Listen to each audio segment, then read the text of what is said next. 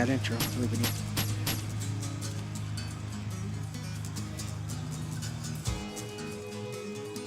Welcome, folks. I was going to say it's another week, but it's a special time today because it is Titans at Daytona. Finally. It's at Daytona time, guys. Finally, we are here, and it's not just anywhere in Daytona. It is at the Daytona International Speedway. I am Jocks in a Box. I'm followed with the lowliest wolf by choice. By choice here, and I want to thank you guys because it is your choice that you're tuning in today for a lot of good fighting game action, specifically Street Fighter V. Lots of good matches to be had. And there are big names here. Lots of big names here. Big names and big people. Have you seen the size of A4 Rob? He's a big he's human a being. Giant man. He's a giant man. So, anyways, folks, if you aren't familiar, we are on 2050 Esports here.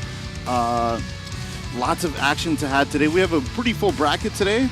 Lots of very strong people. And, you know, we ran the first couple of rounds right now off stream, and we are in. We had some upsets, too. Some upsets. So, like, big upsets.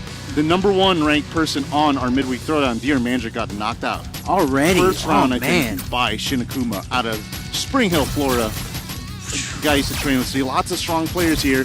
And it's tough because that means you're facing, you know, really good competition right off the bat. There's no, like, easing my way through pools here. It's tough. Yeah. And, you know, we have a $5,000 top 8 payout, and you really have to, you know, work for it here because like I said, the competition is very strong here. Oh man. I'll get you guys in the bracket soon, but right now we're getting set up. Who we got on stage right now? We got a boy Fitri. Yeah, Fitri Amir. Yes, some people know him as the Malaysian sensation. That's such a beautiful name. I like that. I want something like that for me. Can I be called like something? It can't be Malaysian sensation because of course I'm not Malaysian. Yes, Malaysian sensation, and very, very strong player. He's getting his PhD at the University of Florida. Fun facts. So school's important, guys. Florida. Yeah, he's getting I think it's human resources with a focus in tourism. And then on your left there you see is L-Jam, very, very strong Akuma from Orlando, Florida. Also a large man. Yeah, he's built. He used to be a boxer. Yeah, I can look at those arms, man. He's just a giant man, and he's playing Akuma. Yes. So he's playing a large man who's also a large man. Yes, and so he one of his requests is hopefully he gets to see Dudley in this game. That would be dope. I think Dudley should be in the game as well. I mean, Dudley is he's got a lot of options and stuff in previous games. I would like to see how they change him up for Street Fighter V. Yeah. And we see Fitri is playing with G. We haven't seen a lot of G in the midweek throwdown. Yeah, very new character. And Fitri is a guy that any new DLC that comes out, he mains them. He's a very nutty player, plays very, very active, and he's not afraid to do what he does, which is hopefully you'll get to see some of it right here. Plays very, very active all throughout the screen. Doesn't stop moving. He's doing well with keeping out the zoning with the V-skill. Oh, using the V-skill right there to keep Akuma out. Yeah, that's punishable there. Yeah, you gotta be careful spacing out the flame kicks there. Nice use of the V-skill there as an anti-air, and also builds him a little bit of V-meter. And, you know, a lot of people, you know, they have their ifs and their comments about comeback characters, but G, definitely in V-Trigger 1, really big comeback character here if he gets the party started. I mean, knocking him out of having his presidentiality. Yeah, but, you know, like I said, you know, despite that, he has to face Akuma, very, very strong character in his own right. Let's see what's going on here. Okay, I think he was predicting EX uppercut on his wake up there. That's about using the V skill again. He's just using that a lot to like keep L-Jam out. Mm-hmm. No type of projectile has really been doing that much damage to him, as well as trying to get in on him. The V skill is just amazing at protecting him. Yep. Oh, here's a command grab. Gets quite a bit. Oh, he drops that. But I think it's because he's in level 1. So if you guys are unfamiliar with G, he has different levels of presidentiality where his moves get way better. Oh, yeah, that goes through fireballs. Very, very good awareness by Fitri Amir. He's trying to keep back, trying to make sure he keeps his life lead. He had to fight his way back. All he has to do is beat the clock. Oh, okay, so very good, smart choice by Fitri Amir here. Okay. Just a jab, crouch and jab. When in doubt, jab it out. Yeah. And it worked out there. So when I said very smart choice, so he used the jump medium punch of G, which actually causes a hard knockdown. He didn't do anything with the crush. I thought he could have been a little bit closer, but I think the knockback prevented him from actually comboing anything. Yeah, G's not really a character that gets huge crush down counter damages. It's just his reset game and V-trigger shenanigans is pretty powerful. Okay, he gets flame pit. Here's where it's really dangerous. G, level 3, all his moves are like at the most powerful, especially that fireball, really good. Oh, gets knocked down, so it knocks him down a level. Knocks him down another level because he got knocked down. LJM is fighting his way out of the corner, putting Fitri in the corner. Fitri is using that V-skill to his... And here we go with the CA, the chip out. Power to the us. Light it up. Light it up. Light it up. He's the president of the earth, man. You know, I share a very common sentiment in that G is one of my favorite characters to watch. Not just because he's new, it's just, Such a neat character. Neat. I like the idea of being the president of the earth. It's unique. It's a good character design. And it makes me wonder, my prediction is that Capcom is going to come out, it's a prediction, nobody told me this, is that there's going to be another story mode, and hopefully they explain his motives. Yes. There's quite a few characters in both Season 2 and Season 3 that, we talked about this before off the stream, how we'd like to see like more explanation of who they are and what they are. Like Zeko, like how does he change forms? Yeah, what's up with that? Is he crazy, or is it just a thing that he's done? Is it the Bushin Ryu? That's my question. Is it the Bushin Ryu? The Master Bushin Ryu. But, you know, we're going to have to see, back to the action here, we're going to have to see how LGM changes his actions up against G here. He's being aggressive, but last time Fitri was able to use his V-skill. Wow, using the air fireball to get through the V-skill. Yeah, it absorbs, I think, only one hit of the fireball, so it might have knocked him out there. Feature's corner game is really scary, but I mean, it's G. He doesn't really have the best defense. He's mostly offensive. Here we go. Get the party started. What's going on? What's the party? Oh, wake up, DP. Don't be doing that. I mean, it's an action that has risks behind it. Oh, pressing buttons there. That beat out is 2 fireballs. Wake up, jab. Wake up, jab. That was... That's a defensive option in this game. It's a 3-framer. If you're not, if you're not ready for it, it'll be in your advantage. Vitri's being really strong, and he's not. It doesn't seem like he's overly worried about the pressure that LGM is pushing out. No, not. When he gets pushed back, he slows down the pace and slows down the momentum, and he tries to see what he can do to get in. Yeah, and that's just the nature of how he plays. I mean, you can knock him down, you could hit him with whatever sick things you have, but he's just going to keep playing this game. As we saw. He's not using the V-skill as much anymore, but with his V-trigger just carrying LJam to the corner. Yeah, just like boxing there. Oh, no punish there. Whoa, I didn't even know what happened. That was good. He used the V-skill to try to block the air fireball, which he did. Managed to block the last 2 hits, gave him just enough of a second to do something. Oh, wake up, jab. I thought he was going to go for the grab, so he reacted like I would have reacted, thinking that I could possibly tech it. 1-1. Fitri and LJam. So here's the thing. Fitri told me today, I always ask him, what character are you playing? He plays all sorts of characters. He's thinking in his mind there, okay, so he's opting to play again with G. So he's going to go into G, and then he also told me that he's preparing his old main of Urien and a little bit of Blanca.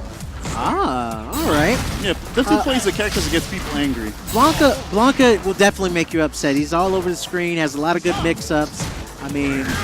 How do you fight something like that? Well, is the thing. Yeah, V-trigger 2, very, very strong.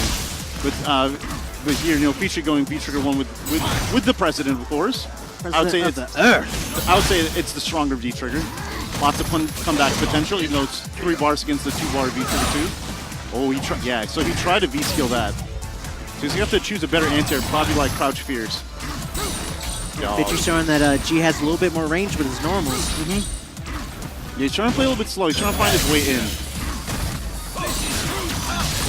Oh, doesn't get the follow. There it is. That is a lot of damage. It's up in the corner. I didn't think he was gonna switch. That's not gonna be it, but 1 throw will do it. Oh, what a tech! What a tech. Manages to hit him with the V-skill fireball and the low flame punch. Get out of here.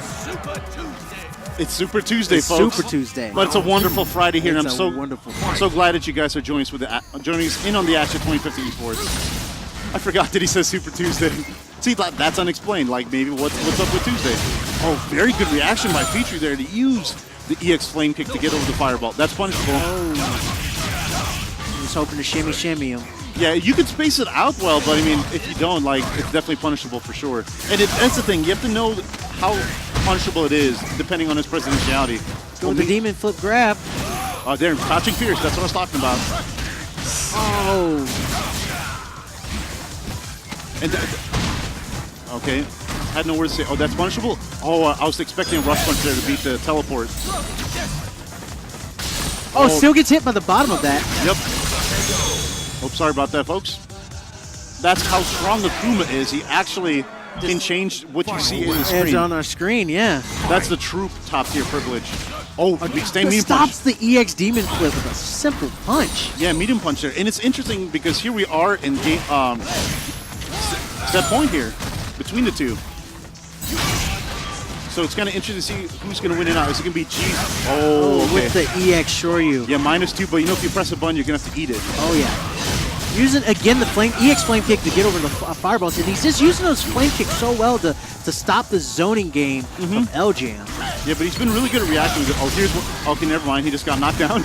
So much for Presidentiality level 3. Still has 1 or 2 Presidentiality right now. Yeah, his flame kicks become better. You get some combo potential. Ooh, crouch fierce. Oh, there's gonna be a lot of damage. This is gonna be damage. Okay, go. Okay, listen. After you go for the. Oh, this is okay. This is a true guess. It is in Aljam's favor. Oh, what a tech!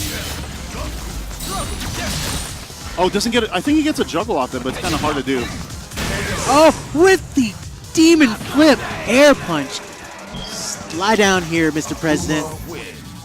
It's time that you were impeached. So Aljam proving here that you don't have to be a PhD to win at this game. No, not at all. And you know, these guys have played a lot in tournament. I think this was the first time in offline tournament that they've played G Akuma matchup. Aljam just plays Akuma straight, but it just didn't work out for feature. And you know, it's one of those things when you play multiple characters, you're just itching like, oh, I could, coulda, woulda, shoulda. It's one of those things like I could have went to character B because I stuck with character A. Right. But, I also, for me, it's more of like the understanding that whenever I play with one character, like my main is Guile, I switch over to Chun every once in a while. It's like trying to recalibrate for a new character. So I try to do combos that are Guile combos with Chun, and it's just like that does not work at all. You're gonna get mashed. You're gonna get mashed if you try to do those combos.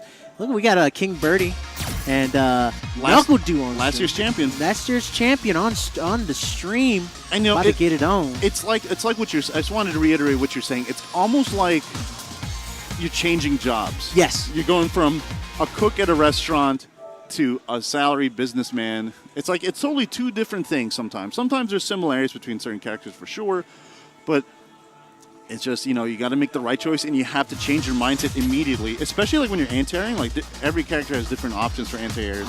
It took me a while to figure out Chun's because I was mainly focusing so much on Guile. It took me a while to learn her anti-airs, which I'm still like learning which one to use because she has multiple anti-airs that she can use in multiple situations. Where Guile pretty much has 2. Has 2 main anti-airs that he can do. He has others that you can kind of sort of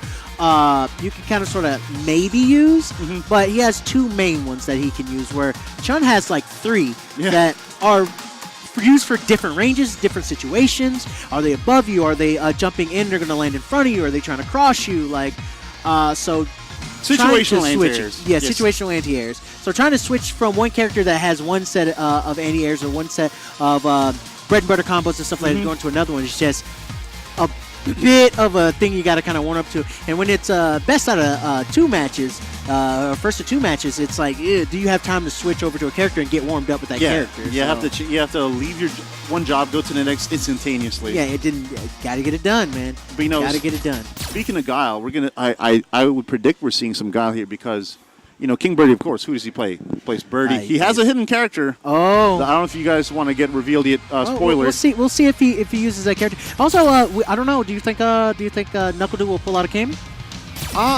Do plays about 5 characters. Yes. He plays about 3 to 5 characters. I've seen him use 4 in tournament. So it depends. Like, is he going to go in for the money right away? Like, hey, you know what? I don't care. Let's let's just, I'm going to try my best to win it. Booms all day, boom, boom, boom. Let me hear you say wayo. Yeah. And or if he might switch it up, or he might feel it out. He might say like, I don't need Guile for this. Or another winning matchup that a lot of birdies don't like facing is Mika. Yes. And that's Knuckle Deuce number 2 character. So it's going to be a hard matchup for King Birdie no matter who do picks. Facts. That is so true. Which it looks like. I'm predicting you're going to see Birdie versus Guile, which is actually one of Birdie's worst matchups. So if I was due, I would just go straight Guile. Straight Guile right now is. It's not a wash per se like it used to be. Like in earlier seasons, Guile got a little bit closer to earth. Mm-hmm. Birdie did as well, but there's certain things to fight each other. Bullhorn got a little bit better to get through Sonic Booms. I think I played against a Birdie here recently, and seeing how they manage to get through zoning now, it's like definitely a thing that you gotta be aware of as a Guile player. Mm-hmm. It's like he can just he's just on me now, and up close, Birdie's not fun. Oh no! I told you this is the secret character, folks. Here it is. It's gonna get him some Falcon. Yeah, this is Guile. Wow. It's kind of an interesting character because season 3. Not many people play her, and so what that also equals to is not many people know how to fight her. Right. So I don't know what Dude's doing. He's probably thinking like all 2 matchups, all the 2 times he's had to fight Falk. Yeah. The experience. He's probably like GG's or is this real? Yeah. And we've seen King Birdie's Falk on Midweek Throwdown. Yes, for sure. And got to watch out for the pool stick shots low. We've got to watch out for any of the projectiles and the ranges that she can hit you from. You don't know how she's going to hit you to as well. We'll see how how Knuckle is able to counter that. Yeah, it's going to be interesting because King Birdie's been working with this character for a while. That's just the way it is. Like we've come to a point in Street Fighter 5. It took a lot longer in Street Fighter 4 that you almost have to have a secondary character. Oh yeah. Right now, King Birdie having a life lead. Yep. They're playing just a good footsie game, Knuckle trying to figure out a way to get in, throwing out the booms. Good with the air shot. See, some of the things that I've heard about Falk is that you have to learn her anti-airs. Yes. So she has the EX. She has the EX reversal. It works like it's slow. Oh, let's see what he gets. Baited here. out the flash kick. Here's the thing, like nobody really knows what's going on against this character. Like, well, I mean, I did not think that that would work. I thought the flash kick would actually connect, but it was just outside of the range. Okay, you hear Team Atlanta in the back rooting for their boy King Birdie. Oh, Reiki Snikey! EX! Whoa! Atlanta's all Snikey, but it's just that's what it sounds like she says, so that's what I call it. Reiki. I'm gonna call it Reiki Snikey too. That's it. That's what it is now. Oh, there we go. Gets jumped in on. You have to be ready. So she can zone a little bit, of course, not as good as Guile. Right now, just almost having the stun, but King Birdie getting out of the corner. Yeah, very rare, because Knuckle is really good at keeping his opponents in the corner. He wants the Guile pressure, the boom pressure in the corner.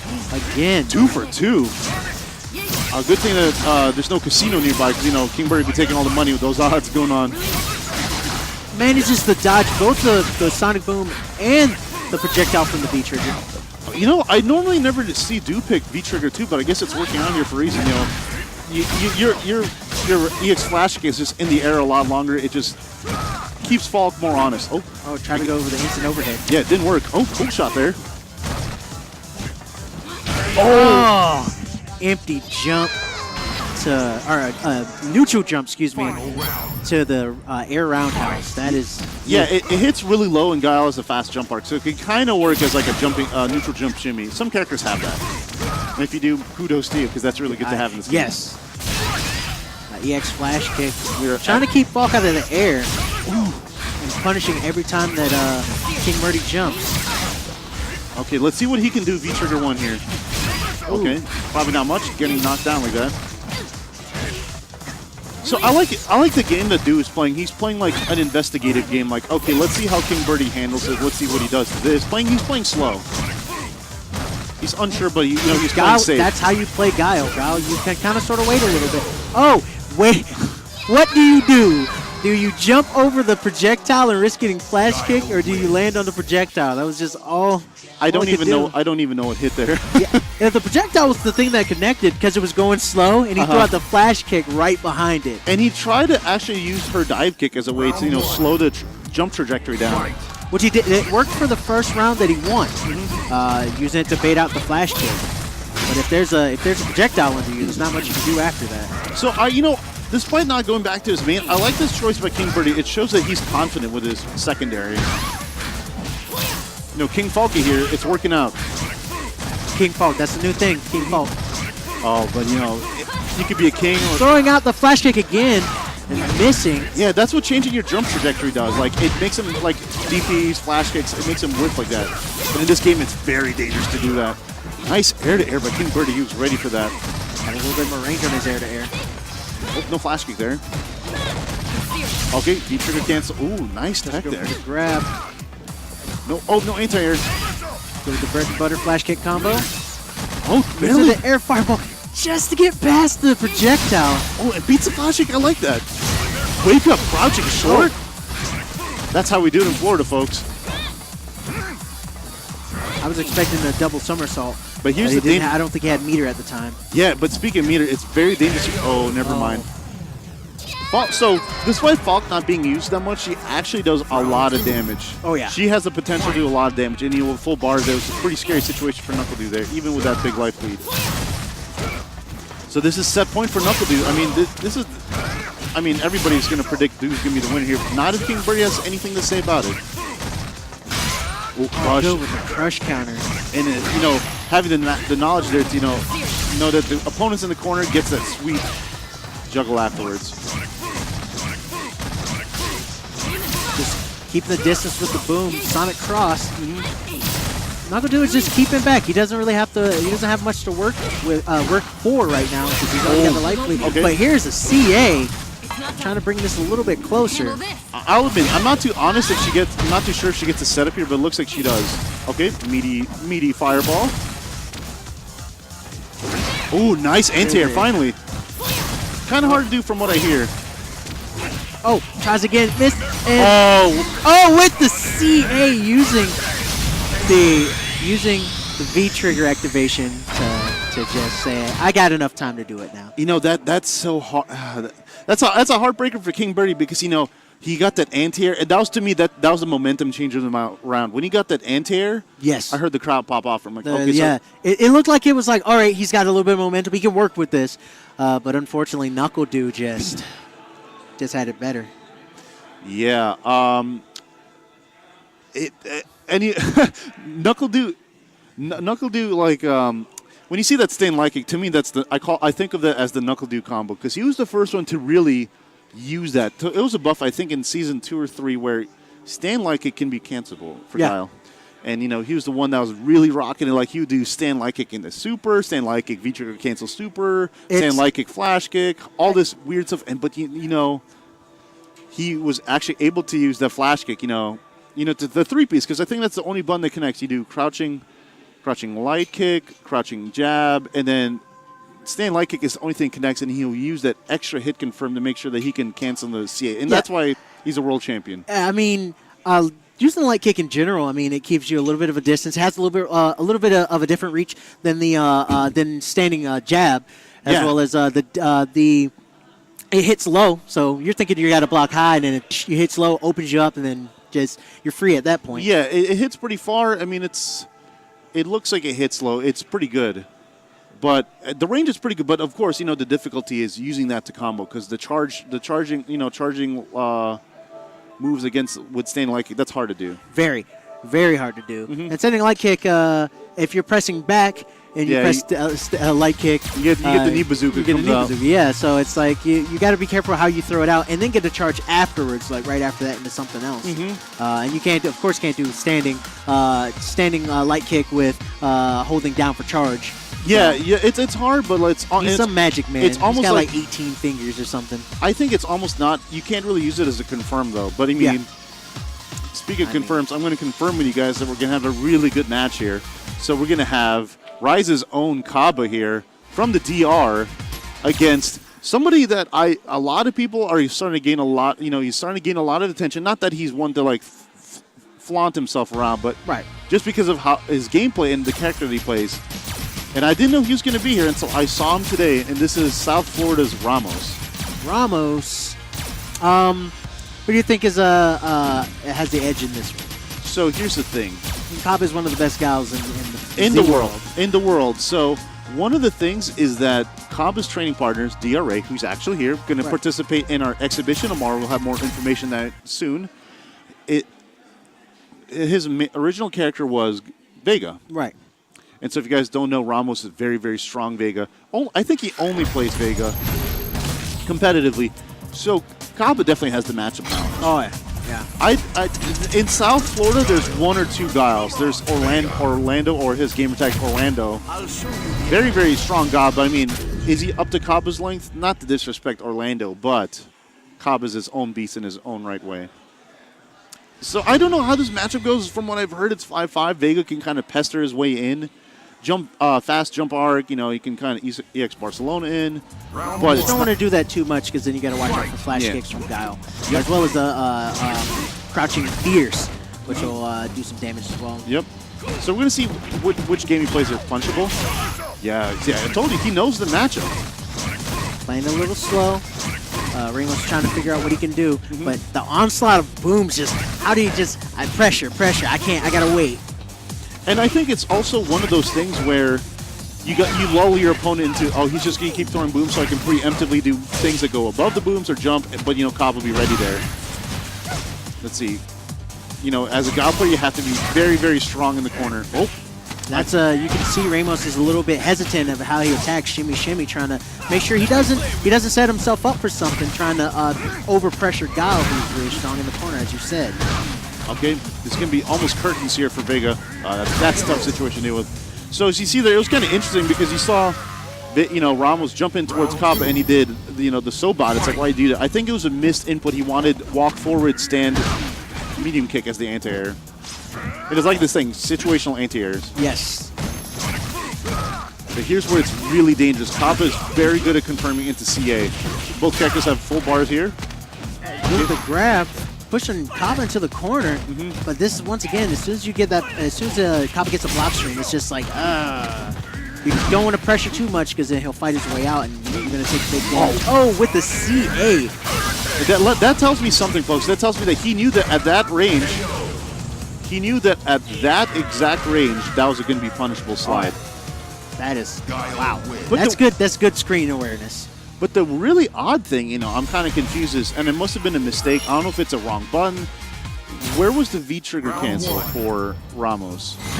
Yeah. Because, they normally do slide, V-trigger cancel. I think he did a drive V-trigger.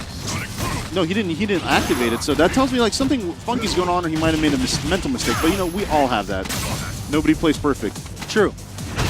But right now it looks like he's trying a little bit of different thing. He's still being a little bit more patient as he pushes Kaba to the corner. But Kaba, once again, fighting his way out.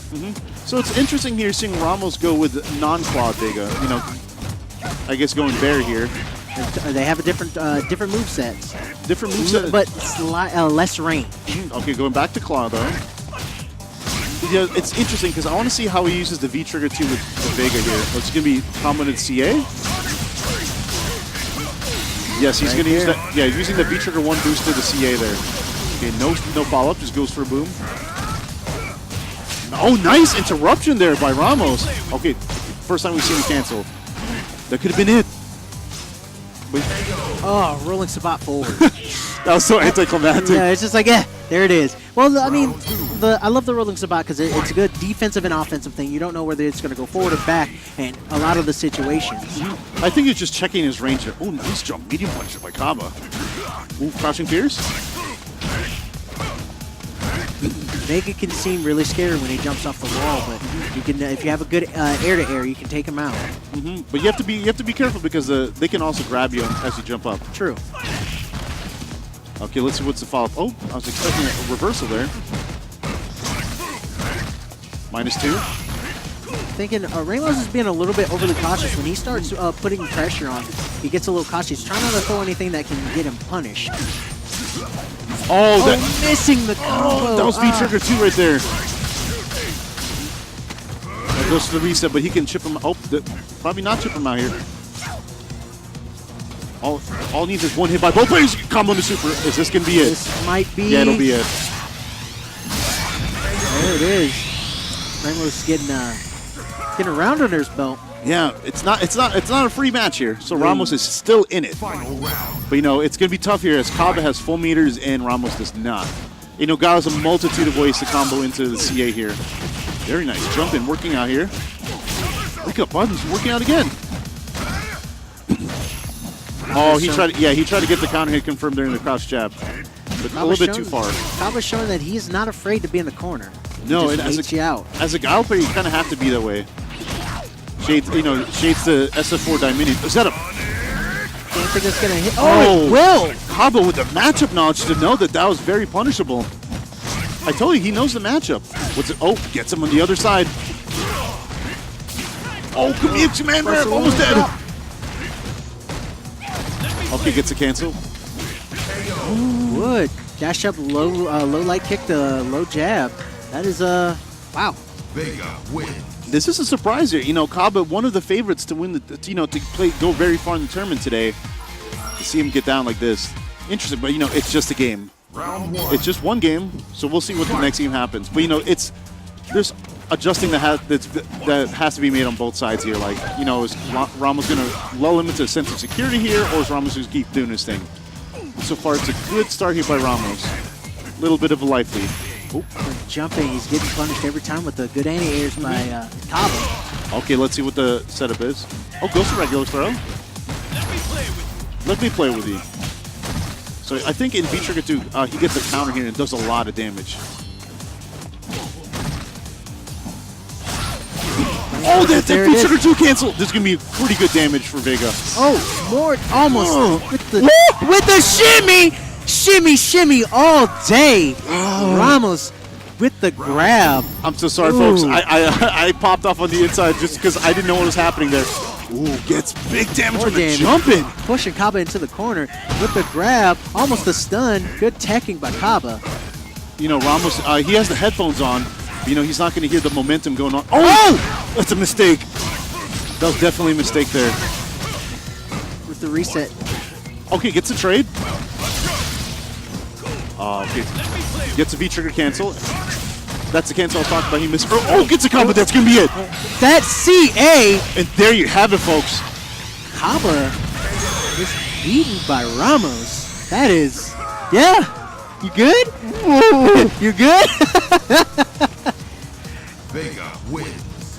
Ramos just beat Kaba. You all right? I am. You're in awe. I mean, this is my reaction. That was okay. So, of course, Kaba was a clear favorite, but you know he has the Vega experience. Yes. The Ramos, I'm telling you, like he's gaining a lot of attention on how strong the player is in Vega. Because you know Vega, you don't really see many Vegas anymore, but he's just showing that you know in the right hands, Vega could still be a danger to be messed with. Oh yeah, and he's he switched up his game a little bit. He was being really aggressive. Then he started to wait a little bit more, made sure he got proper confirms, and then he finished his plate when he did. There's a few times he did whiff a couple of his moves when he went into the V trigger, but when he was able to get the hit off, it was big damage every time. And you know, I think it's one of those situations. I think Ramos saw the tournament. He's like, oh, wait a second, you know. Rent in South Florida is getting pretty expensive. I need some moolah. So here he is trying his best to gain a hold of the 5K, the reason to pay out for top 8. Yeah, and we're going to pay out the top 8. So yeah, but you know, I do have to say that it's not over for Kaba. So if you folks are unfamiliar with the way fighting games work 95% of the time, it's double elimination style. So, you know, once you lose for the first time, you know, you lose your first set. You go into what they call a loser's bracket, and you have another chance of redemption. Yes, you do. And so what Grand Finals ends up being is Grand Finals ends up being, you know, the best person to advance the furthest from loser's bracket against the person in winner's bracket. So we'll get more to that as we get to Grand Finals. So anyways, folks, we have an exhibition tomorrow. We have some really good stuff going, all first to sevens here between, you want to say it? The Santo Domingo Tigers versus the Beast of the Southeast. We are so excited for that wonderful carded event tomorrow.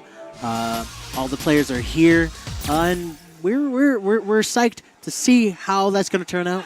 Will it be the Santo Domingo Tigers beating out the Beasts of the Southeast, the Georgia team, or will it be the other way around? So here's the way it works, folks. Unlike other tournaments, where it's like you beat one person, move on to the next. This is going to be like a card event, like boxing. You have your first match, and then it's the first and the second and third and fourth, fifth. So there's going to be 5 different exhibitions here between these 2 teams. So the first match is going to be Mandrake, who is actually our #1 ranked opponent on Midweek Throwdown's ranking list. He has so much points, so many points. That he's just he's right now the king of the Midweek Throwdown. Yeah, he is. At least for a while. It's going to take a while, but it's going to be the winner of the Gwinnett. They had in Georgia they have Gwinnett Brawl, and they had a qualifier for who's going to be the 5th person on that team, and FGC Carlos won. So that's going to be a 1st to 7 between Mandrake and Carlos. That's right. Be interesting. And then on this, from these 2 players, you're going to see Terrence versus Kaba. That's our _2 match. That's going to be Terrence with his awesome chun. And then DRA versus who you saw earlier, King Birdie. Now this is going to be, I think these guys have played in tournament before, but I mean, I always talk about character familiarity. In Georgia, there is an Ibuki player. FGC Carlos plays Ibuki, and actually Shine, very, very strong player from New York, lived in Georgia for a little bit. And so, Terrence has that experience. Looking very experienced here. XDP. It works. If it works, it works. Slowing the pace down just a little bit. DRA trying to make sure that he doesn't do anything too crazy. The V-reversal, managing to jump. That's just one thing that we've seen the times that Terrence has been on. Whenever he does play an Ibuki, he knows how to get around that. Good call, because that's exactly what was on my mind. He does the same thing every time. He V-reversals, jumps back. And it's a very good thing, because you do not want to get hit by it on the way back, because then you're just opening yourself up to the Ibuki combo. Oh, man, dashes through, neutral jumps, just so to avoid the spinning bird kick. That's, wow. What a call out by DRA. And, if you guys didn't know, he was actually one of the Capcom Cup finalists. He made it in the Capcom Cup in 2016. Bringing DR more to the limelight there, and it's a lot bigger than what it is now. Thanks to a lot of the people that are here today, actually. Oh, yeah. And thank you guys for watching right now. Oh, that's not punishable. -2, so... Ooh, gets a nice combo there. Good damage and follow-up.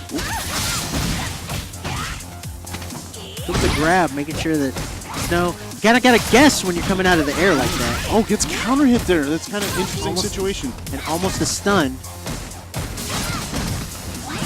Oh! That's one of the things. Ibuki, it's very, her overhead is very, very slow, but it's very, very good for 2 reasons. 1, it combos. Yes. You land it combos. And 2, it's safe. No, actually 3 reasons. It's safe. It's a safe overhead. Very, very rare thing to have in this game. And it also beats throws because she's airborne. So what do you think that Terrence needs to do to try to stop this Ibuki? I think he needs to do more reactions to what DRA is doing. Because he was looking very, very solid there in the first, half round, and then DRA just started doing like that, reacting to what DRA is doing. He's waiting a little bit too long, but he's getting hit with the giant shuriken. Yeah, I mean Terrence plays a very, very different style of chun. There's a few chuns that in the world that very big name. There's Human Bomb, there's Ricky Ortiz. And then in the country, we also have Broly Legs, who competes on Midweek Throwdown. It was on the Midweek Throwdown for the first time this past week. Very amazing player. Definitely worth looking up on YouTube. Anyways, let's see. Here's the thing. When you have a charge character, it's very easy to play layman, with the life lead. But at the same time, Chun has so many options that you can do with just poking as well as with lightning legs. So.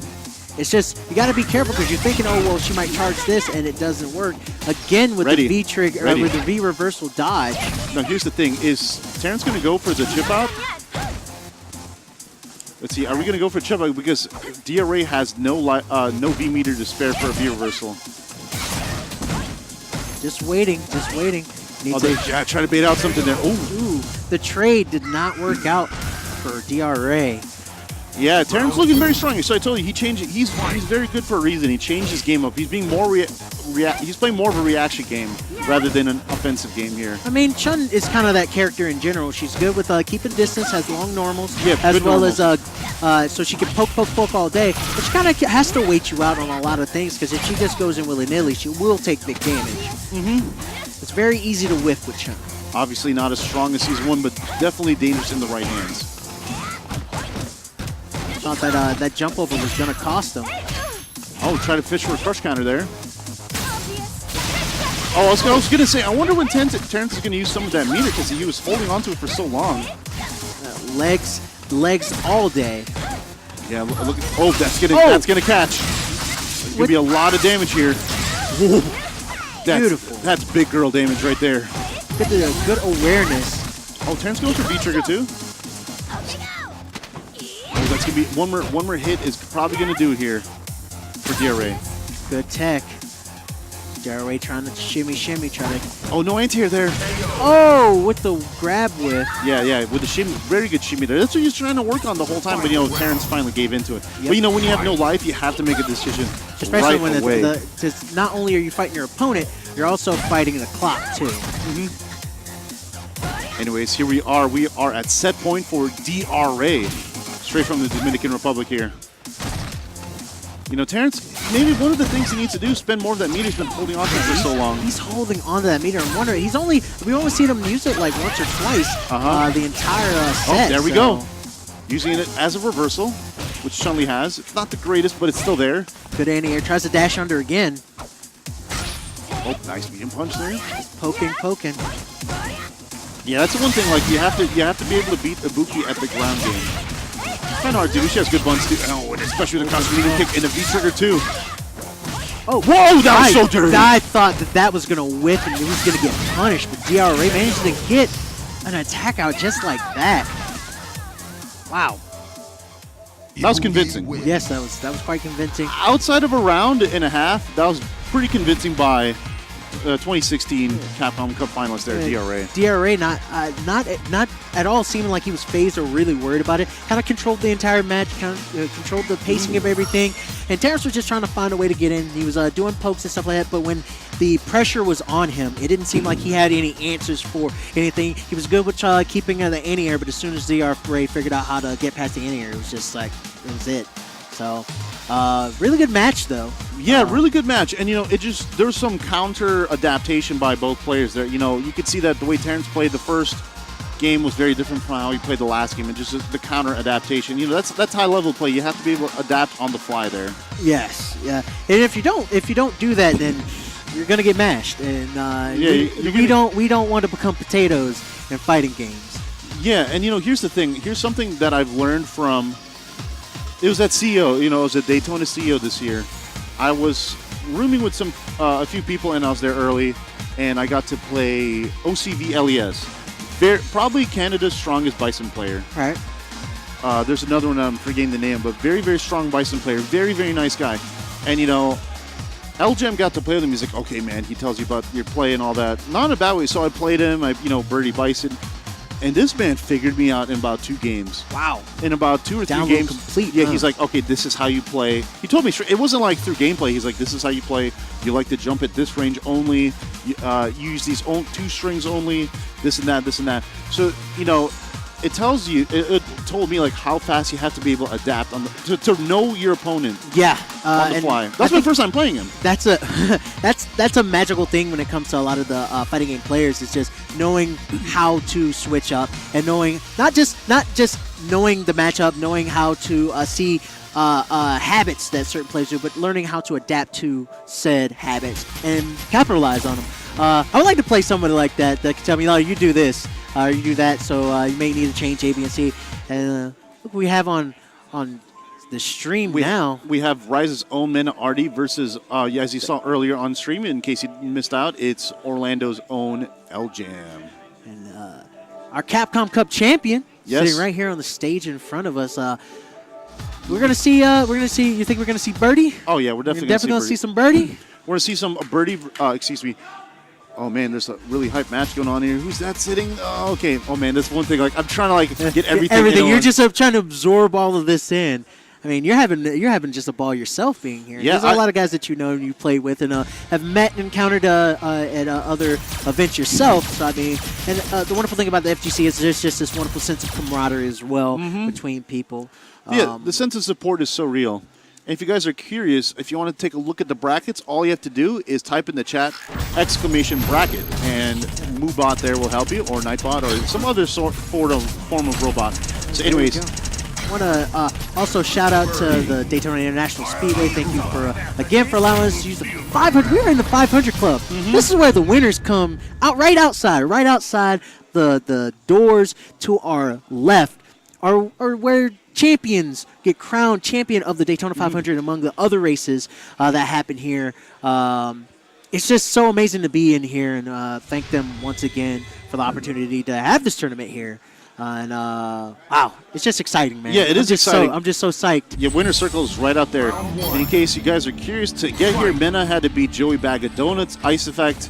Now he's facing LJM in winner semifinal of this pool. LJM had to beat Feature Mirror and Dreammark. There we go. Starting off already, it looks like LJM is just going in. So let me- RD is trying to take a little bit of time. So let me tell you, both these guys have lots of experience against the character that they're facing right now. Oh, have lots of experience. So Mena actually plays a little bit of Akuma himself, and he actually has good experience against Hochi, very strong Akuma player in the DR. And LJM has played a lot of, whether he wants to like it or not, he's played a lot of birdie experience. That's -9. What's he going to do? Oh, uses the Tatsu to get out of the corner, but gets mashed because of it. Oh, Bresson. Oh, that's going to kill. Not, or not. Pixel health. Okay. It's not over yet. And V-Trigger Birdie gets that, damage increase there on the EX Dolphin Dive. So this, like I said, LJM has lots of experience against birdies. There's quite a bit in Florida. Knife Life, myself, Papa Guadi.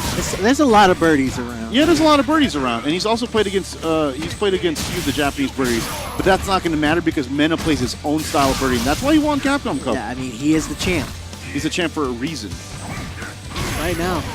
Every time it looks like LJM is starting to get something going, Mena RD has an answer and just capitalizes on it. This is out on that.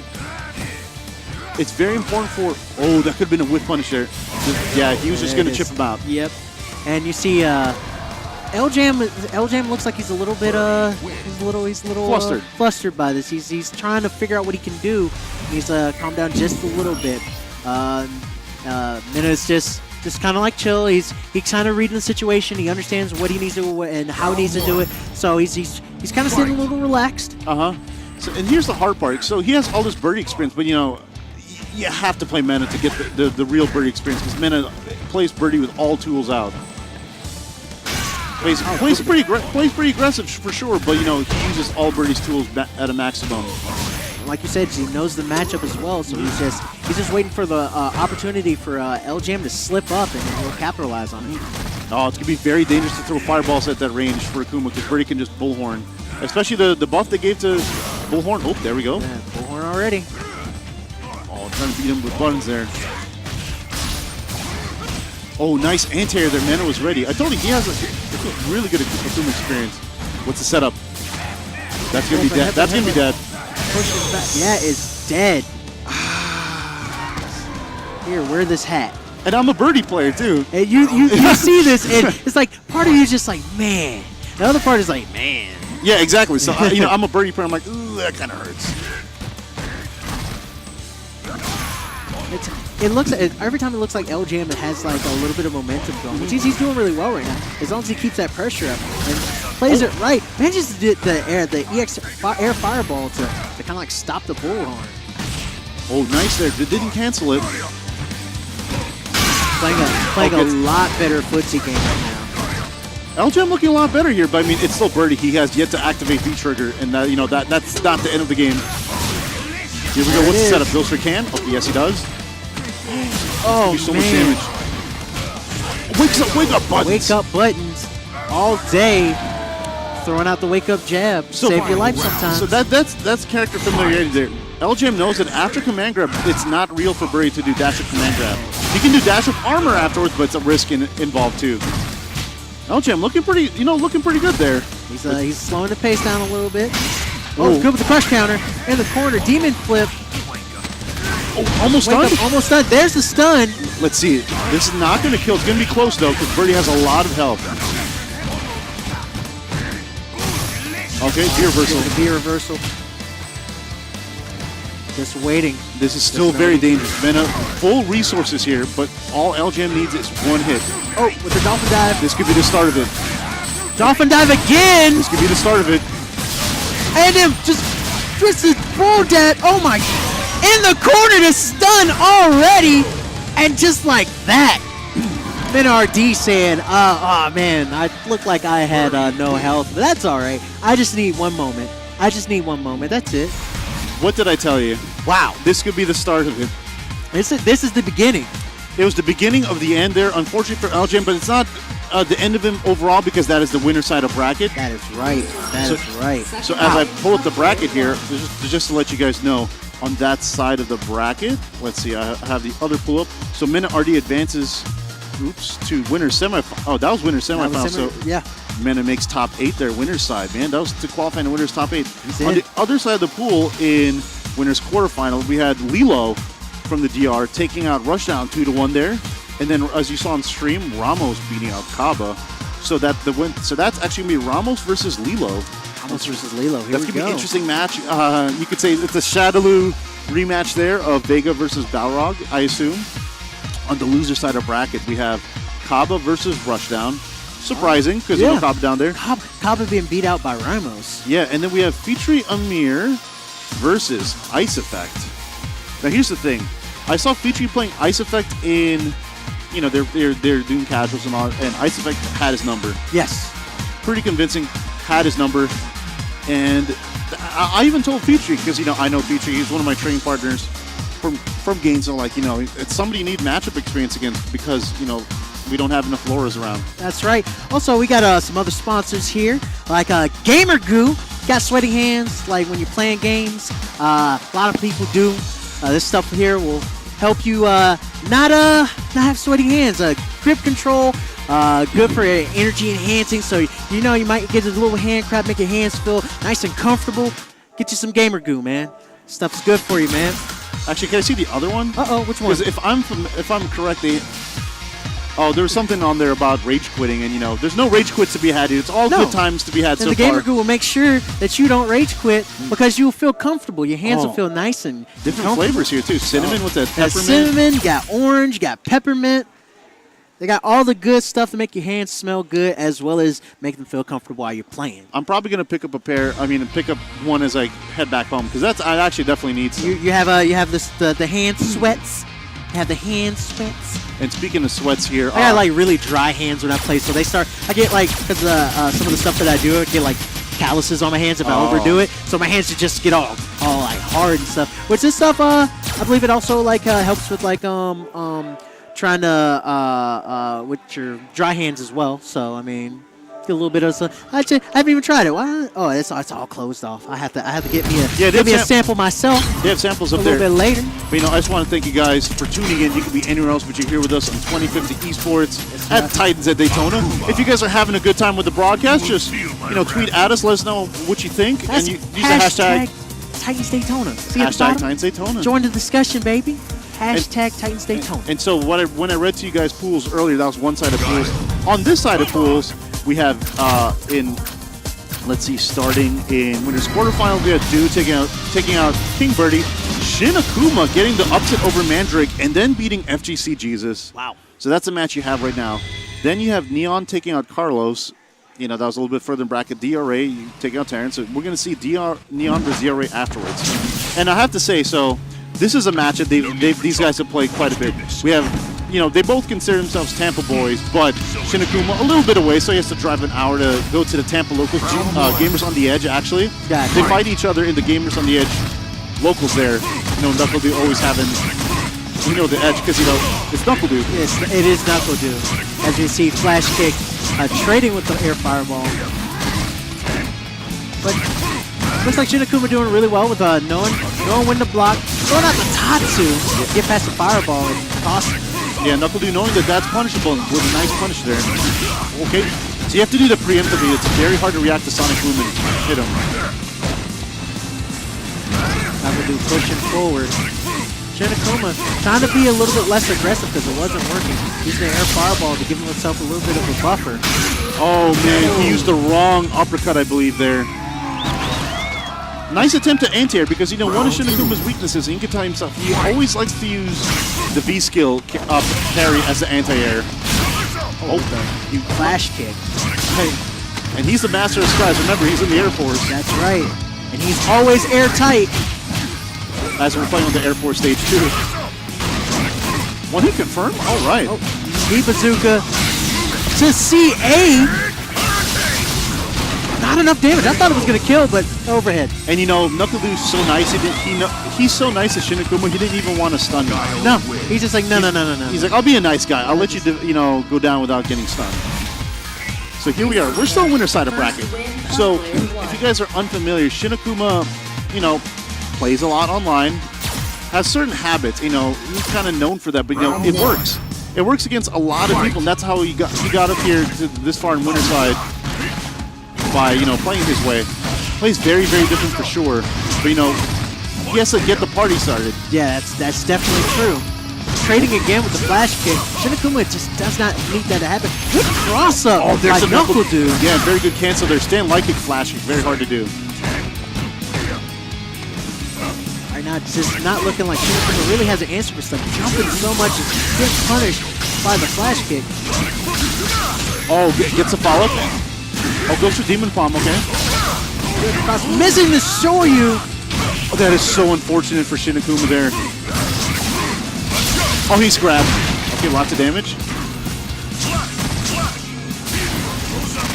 He thought about doing a flash kick, and he really stopped it with the flash kick just right after the wake. It's time to punch in the just hit the snooze button and flash kick. That's what that was. I think Knuckledoo's plan of action there was, if I see him try to do anything on my wake up, I'm gonna do flash kick. Yes, and it's working. It is working. Oh, that's not a true block string. Very good awareness there by Knuckledoo to flash kick through the fireball. Didn't work that time. Oh, Shinakuma playing really conservatively because he's not sure what he can do to get in without getting punished. Oh, that's very punishable. He probably thought he had V-trigger there. Okay. Not working. Trading. What was that? This is good, but it's gonna all Knuckledoo needs is one hit into super. That's gonna be it. Akuma with that baby health. Oh, waiting. They're like, they don't know what they want. Both of them not know what they want to do. I think he's going to land, and he landed on the edge of the CA. I will eat your fireballs, but you're going to eat this Sonic Hurricane. Yo, wow. I thought he was barely going to miss it. He was barely going to miss it, but it was just not enough of a distance to not get hit by it. And that, you know, Knuckledoo knew that. He knew that, you know, he was going to land in front, because the only way that he would have it would have not worked is if he landed behind him. Yes, that is definitely true. I thought he would just have enough room. I thought the air fireballs would give him enough of a push, Knuckledoo enough of a push back to actually land, so Shinakuma could land in front of him. But no, it was not enough. Dropped him down right on the edge of it. But I mean, Knuckledoo looking ready. He's ready. He's looking ready to take this tomorrow. He wants to make sure that this is how he wins it. This is his again. This is his home. That he's in his championship. 5K Throwdown is supposed to be his, so he's making sure that that's the case. I want to shout out to OP Seat, OP Seat, man. They with the nice, comfortable chairs. There's actually someone's going to win one of these chairs. In the that's raffle. Going to be in the raffle by one of the with the team who wins the carded event. Will sign the chair, and then we'll get them a chair for the raffle. So if you were here, which the raffle starts tomorrow, so if you're watching, you're in the greater Daytona Beach area, or not that far away in like Orlando or something like that, and you just want to check it out, just so you can possibly win some prizes. Also, shout out to Blue Dragon Video Games here in Daytona, as well as Cloak and Dagger Comics. Cloak and Dagger Comics. Wow, I just mashed those words out of my face hole. For the other raffle prizes that we had, have a couple pops, as well as I was thinking about Ibuki, because we saw Ibuki earlier in one of the matches. We got a cool Ibuki figure, one of the Bishoujo Ibuki figures that we got here, as well as a Shinron figure, which we're also having tomorrow. A Dragon Ball Z, Dragon Ball Fighters. I want to say Dragon Ball Z Fighters, and it's just not right. It's not right. And we're having that tomorrow as well. It's going to be a 64. I don't know if they talked about whether we're going to cap it or not. But we're having a tournament tomorrow. $250 cash prize win, as well as it's free. So, I mean, just come on out. All this is free. So, definitely come join us if you have the ability to. Yeah, that's the thing that we love doing for the community, is just making free events, you know, free things to come out. You know, it's not going to be a free matchup here, as we have Ramos versus Lilo. So out of all the Dominican Republic folks that came here, Lilo is the one that is the hardest to study. There's not much footage of him unless you really do your research. He's a very, very strong boxer in his own right, I believe. He's elusive is what you're saying. Elusive. Elusive man. So and he's actually going to be facing Ice Effect in the tournament, in the exhibition tomorrow. That's right.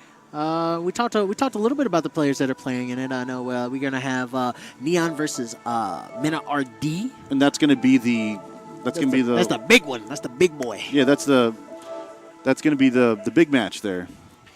So we're just, all this stuff is just going well. We want to thank all the competitors that have come out already, that are chilling around, milling around in the area, playing each other as well as playing in the tournament. We also want to thank you guys watching at home.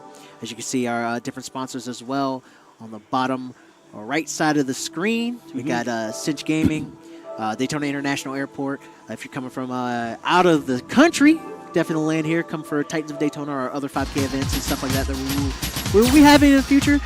Thinking of David Mouse Toyota over in Orlando, as well as Gamer Goo, as I showed you some Gamer Goo that we got here. I'm gonna have to go with the peppermint flavor. Yeah, peppermint. That's gonna be your jam. Orange is kind of good too. I want to know, like, I gotta see how they smell, because sometimes I don't want like super overpowering stuff in my hands. Is that like you got like a nice cologne on, you got something nice going on, and in your hands just negate it just with some kind of other smell. You're just like, God, assaulting my nostrils with two different smells. So I gotta definitely check them out. You also check them out, Cinch Gaming, also with their gaming controllers and stuff like that. We also have Gamers on the Edge here as well. They have little tables we set up. Got some awesome stuff like they have was it Beat Hazard? Yeah. Not Beat Hazard, excuse me, a Beat Saber. I'm thinking of all the Beat games now in my head. Have Beat Saber set up here, the little VR Saber game that goes with Beat. But here we are, we're getting going. Oh, okay. I almost thought it was the Japanese version because it said M. Bison there. So anyways, folks, if you're interested in the stream, you give us a follow. We'd very much appreciate that. You know, so if you aren't familiar with the broadcast, I'm Joxabox. I'm the loneliest wolf by choice. And once again, share us on Twitter, talk about us, join the discussion, hashtag Titans Daytona. And I want to thank you guys so much for just taking time out of your day to just give us a view. It really means a lot to us. All right. Lilo trying to get something going, but getting immediately confirmed on. Ramos pushing him towards the corner. So yeah, like I was saying with matchup experience earlier. So Lilo has experience against Vega for sure with DRA. Oh, definitely a lot of damage in the corner too. But you know, that didn't matter earlier because it was actually Ramos that took out Kaba in the tournament. And yeah, this is definitely something that that Ramos does not want. I mean, Balrog is a powerhouse. He gets one good confirm on you, you're going to take some pretty big damage, just like we are seeing. Yeah, and you know, it's not a character you see as much anymore. Only the true loyalists have stayed. Balrog is a character that, you know, in Season 2, let me tell you, it was huge comeback potential, lots of damage, turnaround punch. But, you know, now he's kind of closer to Earth, but, you know, in the right hands, still very powerful. All it needs is just one good hit. Oh, that's just like punishable? this. You're going to take big damage every time. Right now with the crush counter, Lilo's pushing Ramos towards the corner. Almost with stun. There it is, shimmy, shimmy. Continue to come up with the CA. Will this kill? No. And just the grab. Ramos not looking like he knows what he can do against Lilo. Just Lilo just a flurry of blows. And, you know, that's the power of Balrog. You know, very strong. You know, has pretty good when he even though he knocks you down almost like half screen. He has follow-ups for your knockdowns. Yeah. You know, most of his buns are plus on block, so good pressure character. Though on defense, he's lacking on defense, but makes it for that powerhouse offense. Ramos trying to figure out what he can do. When in doubt, jab it out. He's trying to jab. Yeah, I don't know how this matchup normally goes. It's not one you see anymore, but I mean, Ramos always has the advantage of, plays a not a seen character, but Ramos very strong, like we saw earlier. Oh, wake up 3 frames. We have reset. Just carry him to the corner. If that was season 2, that would have been a dead Vega. Oh, that would have been a dead Vega, which we still see a dead Vega right here. Round 1 going to Lilo, and he is at set point. Yeah, this is very quick. I was not expecting it to go this quick, but I mean, that's Lilo for you. I mean, this is going to qualify in the top 8 for tomorrow. Slowly moving forward and back, shimmy, as Lilo, he's just keeping his pace. He's being really, really patient because he knows all he needs is one good hit, and then put him in the corner. He'll push, even if he's not in the corner, he will push Ramos all the way to the other side if he can. Oh, he's been so good at checking the dashes on Ramos. Oh, I think some shenanigans there occurred. Oh, he's been... Oh, just carrying to the corner, stunned. Good Lord. Let the man breathe. Just like that. I think... Wow. Yeah, so I think Lilo what happened... Yeah, I think what happened there was Ramos was like predicting throw was coming, and he was trying to hold up or backdash or something, and he just kept getting clipped low. And that shows Lilo, he knows that, oh, it's okay, he's holding up, I'm going to keep, pressuring him, and it worked. It was just so, just an assault on Ramos. He just couldn't figure out what he needed to do to stop this from happening. He would try to do like a couple pokes, try to get something going. He got some good confirmed combos off, but just the amount of damage that Balrog can output, and behind the hands of Lilo, just carrying him across the entire stage, no problem. Like, I'm in the corner, I'm not worried about it. I'm just gonna carry you from here to here, all the way over, and stun. All right. And that's one of the things is that he wasn't doing anything like exceptionally crazy. He wasn't like whipping out any crazy tech that nobody's seen. He was just playing an offensive Balrog game, and I think just Lilo just kept choosing the wrong choice defensively. A little bit more of the I think Ramos should have used a little bit more of the pokes and waited a little bit more, because he was just throwing a lot of stuff out, or he was jumping at the wrong time and getting punished every time that would happen. So I mean, yeah, he was holding north a little bit too much there, as the Ipes would like to say, and just getting clipped low. And I've been guilty of that because, man, when season 2 was around, there was a lot of boxers in Florida. Now it's kind of like, tumbleweed rolls around. Yeah, that's kind of like the boxer scene in Florida, but that's just how it is. Oh, this is gonna be a good one, folks. Another Atlanta versus that's Neon, always looking fabulous on camera. It's just like his hair is just very neon. So Neon versus DRA, getting this going. So yeah, like I saw in the chat, in an interview a while ago, it was about last year. I think it was Born Free was having an interview, or somebody on the Event Hub staff. They're having, or Born Free, I'm trying to remember, they had an interview with Mena about certain things, just about things in general, and he said, what's the weaknesses of like being in the DR? And one of the things that Mena said was, there's certain characters that the DR does not have. And Ed was one of them. Right. And at that time, he recently got beat by Justin Wong's Ed in Brooklyn Beatdown. I think another one of them is Colleen. Really? They don't have a Colleen down in I'm not too sure. So we're going to see how much experience that they're going to be able to show, that some of the DR players here are going to be able to show that they have fighting, probably the world's best Colleen. Right. Neon, Momochi, Nephew. Just to name a few. I think that's an interesting thing that you say in general, because I mean, the regional play for all over the states is the same way. Some regions don't have certain characters that are played, so when they go up against them in in tourneys, they're like, I don't really know how to respond. I don't know what I can do to, if not capitalize on the situation, prevent something from happening. So yeah, and Neon plays a little bit differently. Very, very scary on when he knocks you down in certain situations. DRA right now, just throwing almost a stun. Oh, anti-air sweep? What is this, Street Fighter 4? That looked like a little bit of DJ there. Okay, this is where the party can get started for Colleen. Here's the ice. Ice ball in the air again. Oh, this is going to be big damage from Colleen. Oh, empty jump. Low! DRA doesn't care. Oh. Nice block there by Neon. And good duck in the shuriken. Oh, that was... Oh, tries to go for the grab instead of confirming.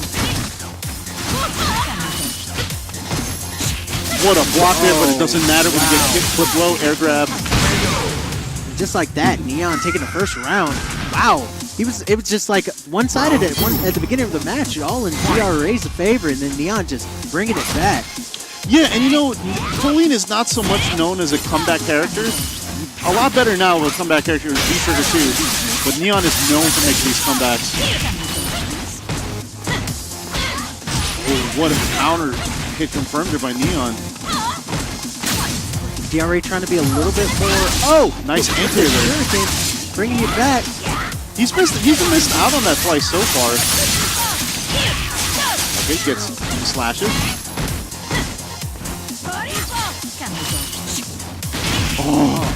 They didn't You look for one thing, you get hit by another. Yeah. That's the ice with Colleen. I think we're going to see a confirm with Fierce. Oh, never Go mind. with the grab. Just go with the grab. Using the V trigger to kind of sort of, is it going to hit me? Is it going to hit me or is it going to grab me? And guess wrong on that one. Neon goes for the grab. DRA looking a little like he's contemplating, seeing what he can do, what he needs to change up. Yeah, it's kind of those things. If you don't have experience, then it'll definitely show.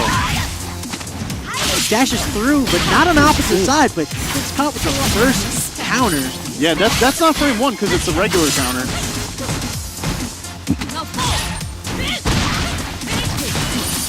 Almost a stun. Oh, almost got the conversion there. Whoa! Oh man, almost getting caught by the shuriken on the way back. Yeah, but the ice climber's move helps. EXDP. Save the DRA.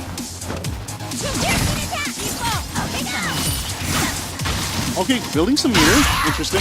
Go with the crush counter. Trying to push it back. Oh. Neon with the patented Fierce. Ooh, just like that. You got a life lead, but I got these ice hands. Oh. Round 2. Neon. That's what I call the Neon button. Is Fierce. The man loves using Fierce, but why? But hey, it's a really good whip punch button. And you gotta use Fierce a lot if you're a fierce competitor, right? I would say so. Ooh, target combo. Okay, with a little bit of V meter. Waiting. Neon looking very strong here on match point here. On that punishable. Plus -4. See, that's unfamiliarity right there. Not sure what to do against it. Not familiar with the match, but still doing really well. Trying to at least figure some things out. Oh, the cross up. Yeah, he's big damage. Trying to go for crouch Fierce and it looked like he missed out. A little bit too slow. Oh, okay. Second hit with a low heavy kick. Oh, Jimmy again. What's the setup? What's the setup?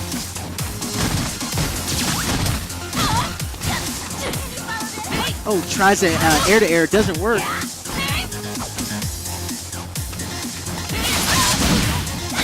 Speed. Oh, trying to go for the grab, does not make it. In your jab. Okay, welcome to Street Fighter 5. Oh. Just jump in with the low kick. Yeah, it clips him low. But you know, I don't think Neon is like, he's still going to play the same game that he's been playing. He's like, okay, I lost a round, it's just a round. Oh, overhead. Yeah, I mentioned that earlier, the overhead beat throws. One thing he hasn't really been throwing out too much. Hasn't had the chance to. Oh, with the frame. Just go for the grab, whips. Jump back tech in Season 3, it still exists. Nice, and he puts him in the corner. Stay in the corner. I said stay in the corner. Oh, that's going to be bad. Crush counter. And there it is, Neon definitively taking DRA down. Colleen wins. Wow. Yeah, I told you. I mean, he's one of the best in the world with this character. He doesn't like say if you say that to him in his face, he doesn't really like, you know. He's like, nah. He's like, yeah, exactly. That's how he is. Really, really nice guy. But I have to say that, you know, somebody asked, you know, I don't really give much Street Fighter advice because, you know, I'm. But anyway, somebody asked, like, you know, I'm trying to get my shimmy game going. It's not as good as it used to be, but like, how do I get, you know, how do I get the opponent, you know, tech more? Right. The answer is just maybe land more throws. And so that's why Neon was going for throw there a lot. Yes. So it makes DRA think, okay, he's really going for throw here. And then in the same situation when Neon went for throw every single time, he didn't, backed off, and then that Fierce comes out, EX hands. I mean, eat this damage. Knowing, that's the thing, knowing how you should react, what you react to is just it's key to being pro, as we see a lot of the pro players knowing where they should place the buttons, I should say. And we have our two competitors on here, not really new competitors. They're the same old competitors that we've had here. Well, these are new to Daytona 5K, because last year these two were not here. Yes, that is true. If you guys are unfamiliar. So this is losers round, and you might be saying losers, but Kaba is on stream. Actually, it was Ramos that took out Kaba, if you guys didn't remember. That was on stream. So if you're curious about that, you can check out the archives on our Twitch later. It'll probably be up on YouTube. Right. So this is losers. This is Rises Kaba against Rushdown D2.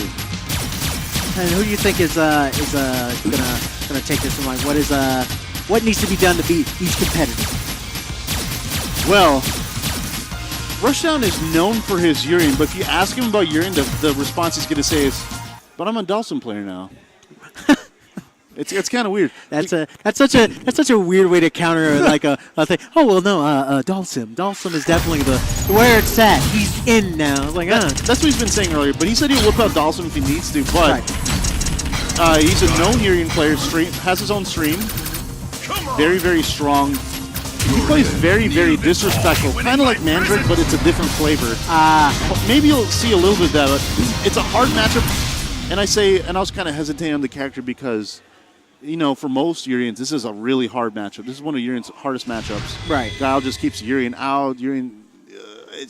But we'll see. Because if you guys remember a Tokyo Game Show a couple weekends ago, Nemo made this matchup look like it was in Urian's favor as he took out Knuckle Dude. I mean, Urien, I can say that definitely Urien is definitely a imposing character to play against when you're playing against Guile. But there's so many things he can do that you either have to wait out or you can't press a button, as he will get big damage on you. Yeah, and he has a huge comeback potential with V-Trigger 1. Not as good as it used to be, but it's still there. And a lot of those Aegis combos are just not something you want to contend with. Looking like Rushdown 2 is trying to figure out what he can do. He's not getting nearly as much damage. It looks like he's putting in more work, but not nearly as much damage as Kaba's getting on. Now we're going to see how he. Okay, I was going to say how he activates V-Trigger 2, V-Trigger 1. And here's the thing: I know Kaba has a lot of Urien experience playing against Mandrake. That's right. So if he launches the second mirror, he has to be very careful about this. It's not going to be the safe mirror. There we go. Oh, where's his V-skill? Oh, okay, makes the crouching fear safe at that range. No anti-air. No anti-air. Oh, the EX headbutt. Oh, he's trying to bait up the flash kick there. With the EX Sonic Cross. Zooming across the screen. I don't think he was ready for it. Yeah, and it's hard to react to because not many people. It's not very often that the Guile will use meter for the EX Sonic Cross there. It's very, very fast, and it's faster than you would think. I usually use the Sonic Cross just for like baiting things out, throwing a slow one, and then going from there. But Rushdown was looking pretty good though. Yeah, he was looking pretty good. I was saying that this is not an easy matchup for Urien, but he was looking pretty good in the matchup.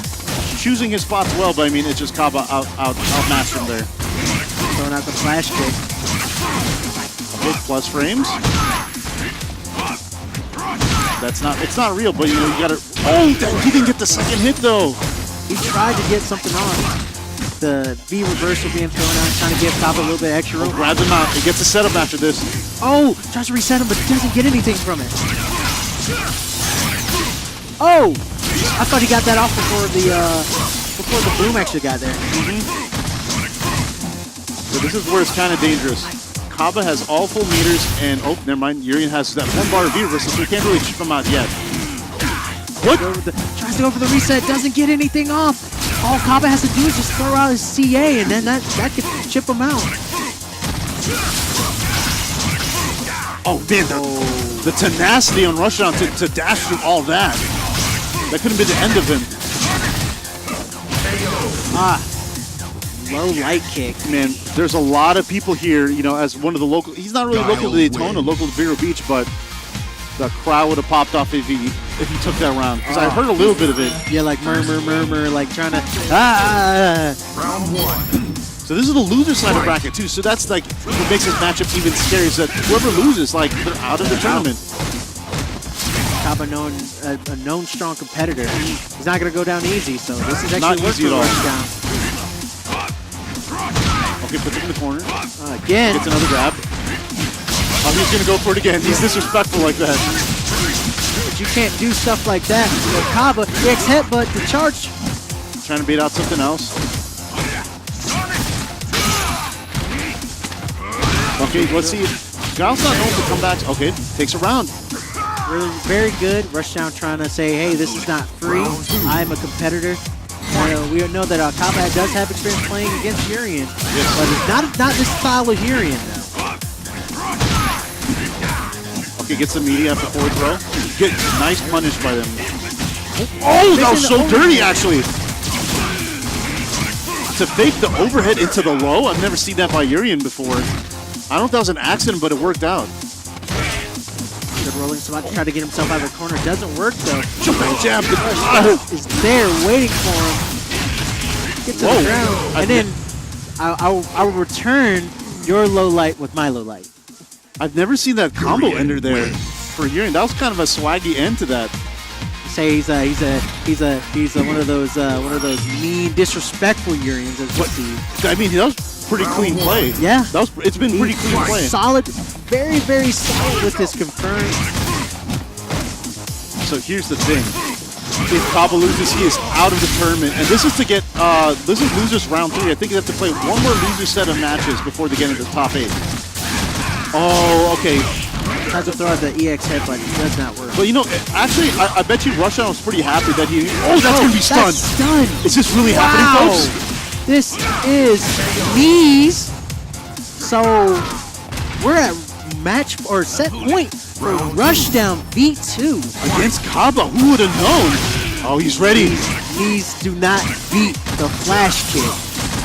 Kaba's been traveling the world recently, so he's been in this situation quite a bit. Almost hits with a headbutt, but gets punished instead. Doesn't have the range. Oh, that's gonna be stunned. Oh, he almost mashed out a stun there. Reset. The grab. I think never mind. I was gonna say what Rushdown probably wants to do is try to build as much meter as possible going into the next round. Yes. And this is where it's gonna be tough. You're facing a hard matchup with full meter. Just throwing out the shoulder charge. Oh, okay. That's gonna. Oh, that's damage.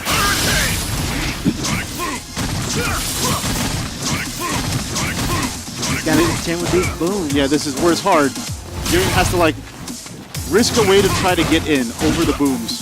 He doesn't have any moves that give him through booms. Oh, he's ready for that.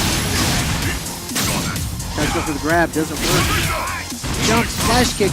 Really dangerous because Kaba has not been throwing out flash kicks like that to stop the anti-air game. Okay, he gets a combo after this. Plus one headbutt. That's not real, but it worked out there for either side. Oh no, he landed on the boom. This is where it's hard. Guile has V-trigger, so a lot of damage. Knees.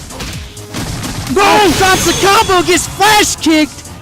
Oh man! So close. Guile was not able to capitalize. He dropped it. Wow. Rushdown there. He's known for like just going up and doing crouching fears. Right. And sometimes it works, sometimes it doesn't. And so here's the thing: crouching fears is a very punishable move. And so yeah, he didn't have the meter. Normally, Urians will cancel the crouching fears into EX Fireball, right? And that makes it plus. It makes it safe. You know, then the neutral resets. But he didn't have that, so he went into something else.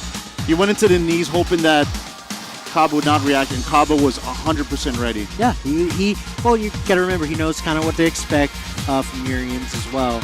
And knowing what to do afterwards is just key.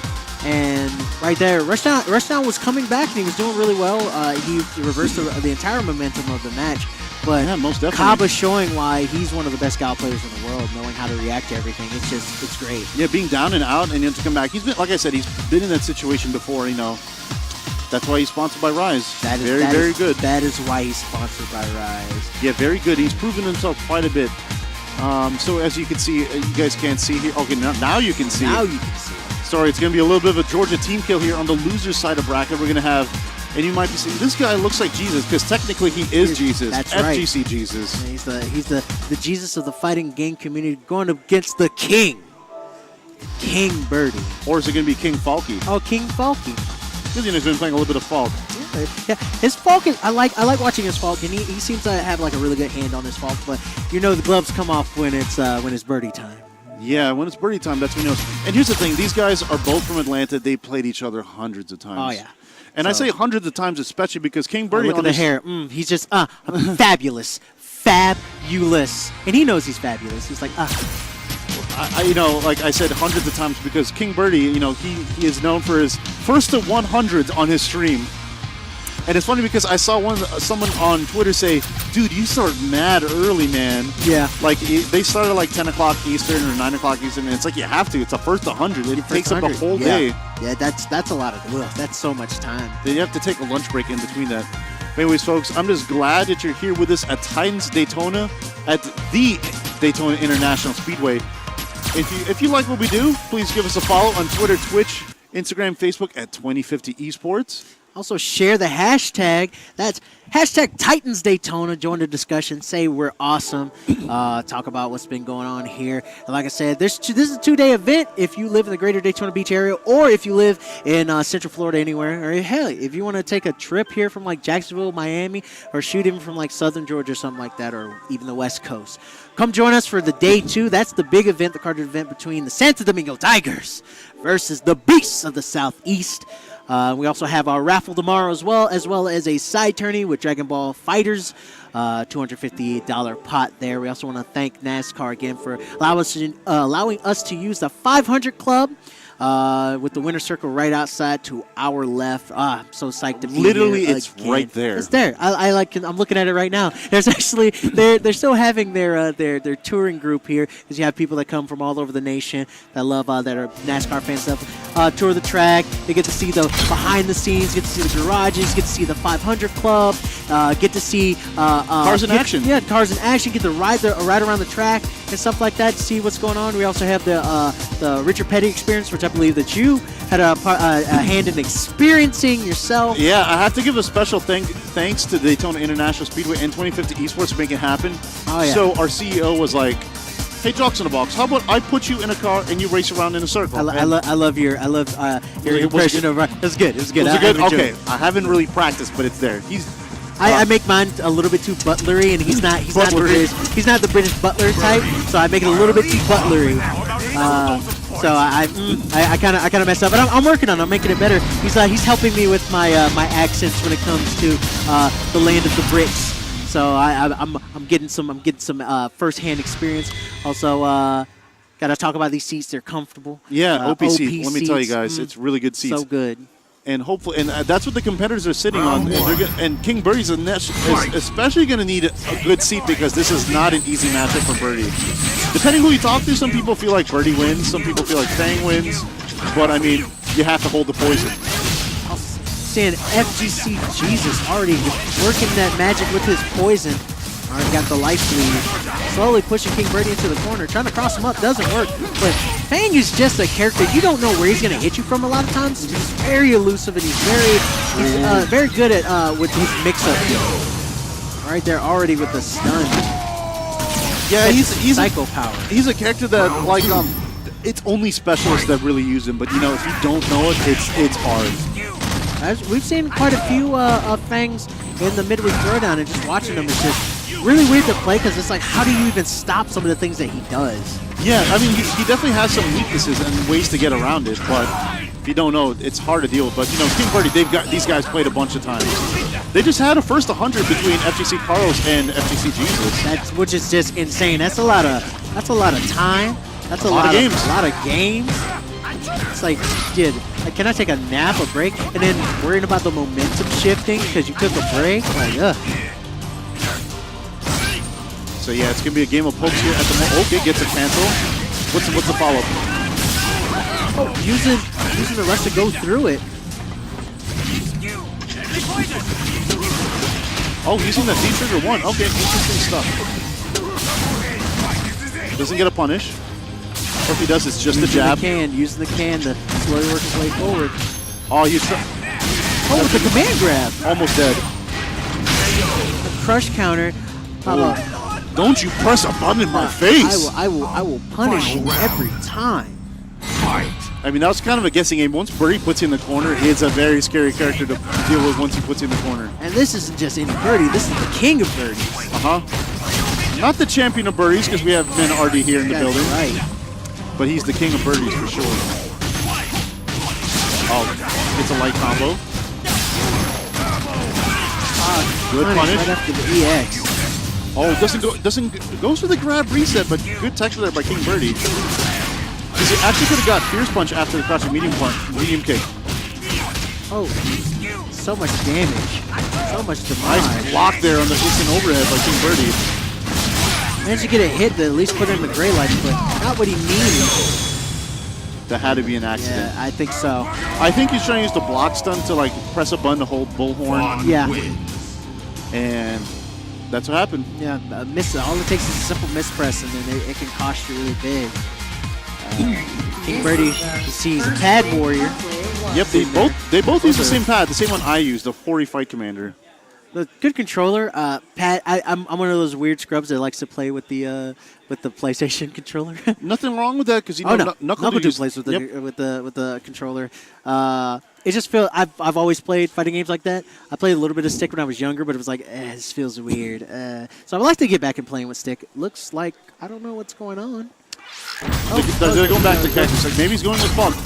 So this is loser. So King Birdie's going to have to make a decision here. Okay, sticking with Birdie. Just need a moment. Kind of sort of. Let's see what I need to do. You know, speaking of stick, somebody here is going to be playing with stick this weekend because that's actually one of our raffle prizes. It's a Mad Catz Shadaloo stick. Oh, so we get to see the Dictator's symbol on the stick. That's It's a really good stick too. Yeah. I would like to actually get my hands on the stick. And I know. like, I'm kind of like, hey, how can I get in on this raffle? And it's like, if you come to the tournament, you could definitely get in it by just coming. Yep, and then another one for following us. Yep, and King Birdie right now is getting himself in against Fang using the chain. Oh, that punishes the Bullhorn with. Oh, doesn't get much of a setup though. Goes for the can instead. Tries to block the. Oh, landing in the poison, getting slowly pushed. He back. sees the 2 combo.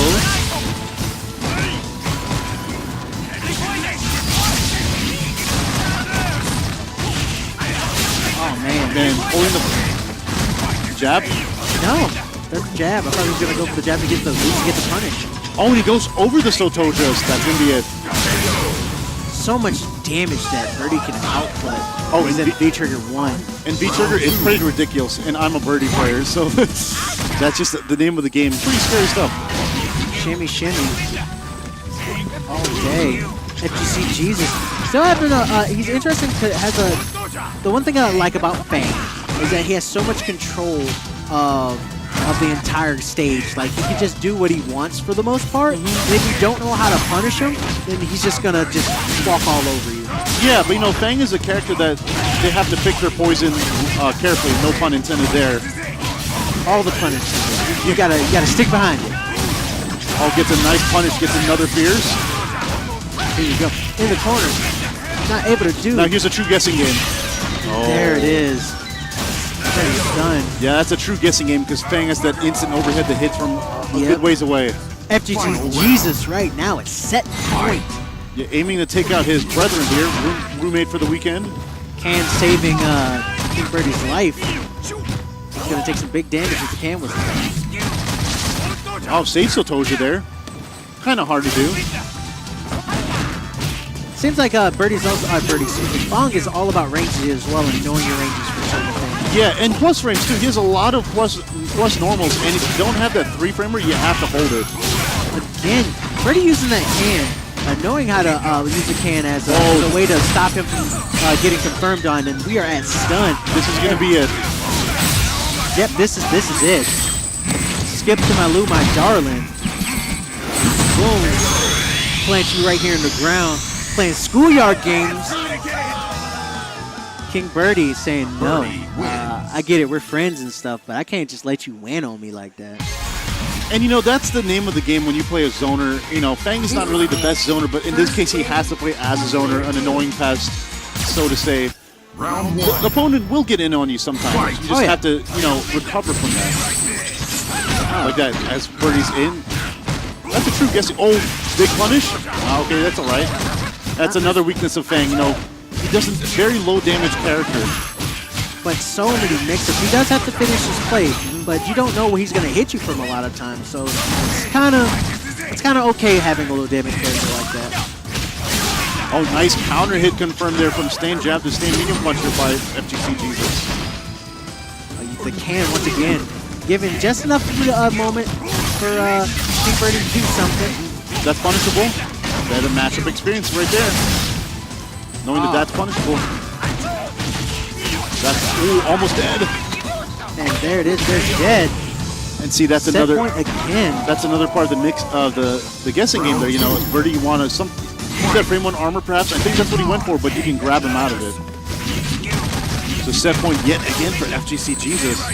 Are we going to have a Fang in top 8? We're not sure yet because he'll have to win this match and another one. Yeah, it's looking pretty favorable, but like I said, King Birdie is not going out without a fight, and all he needs to do is get a good confirm, and he can make big damage like this. Oh, whiffing the grab. Backdashing like a god in the corner. Very risky option, but it worked out there. Situational anti-air there by FGC Jesus. Oh, dolphin diving. Oh, he didn't get a combo.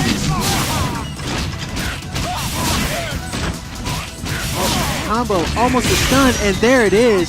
Sit down, I'm gonna drop a boot on your skull and headbutt you.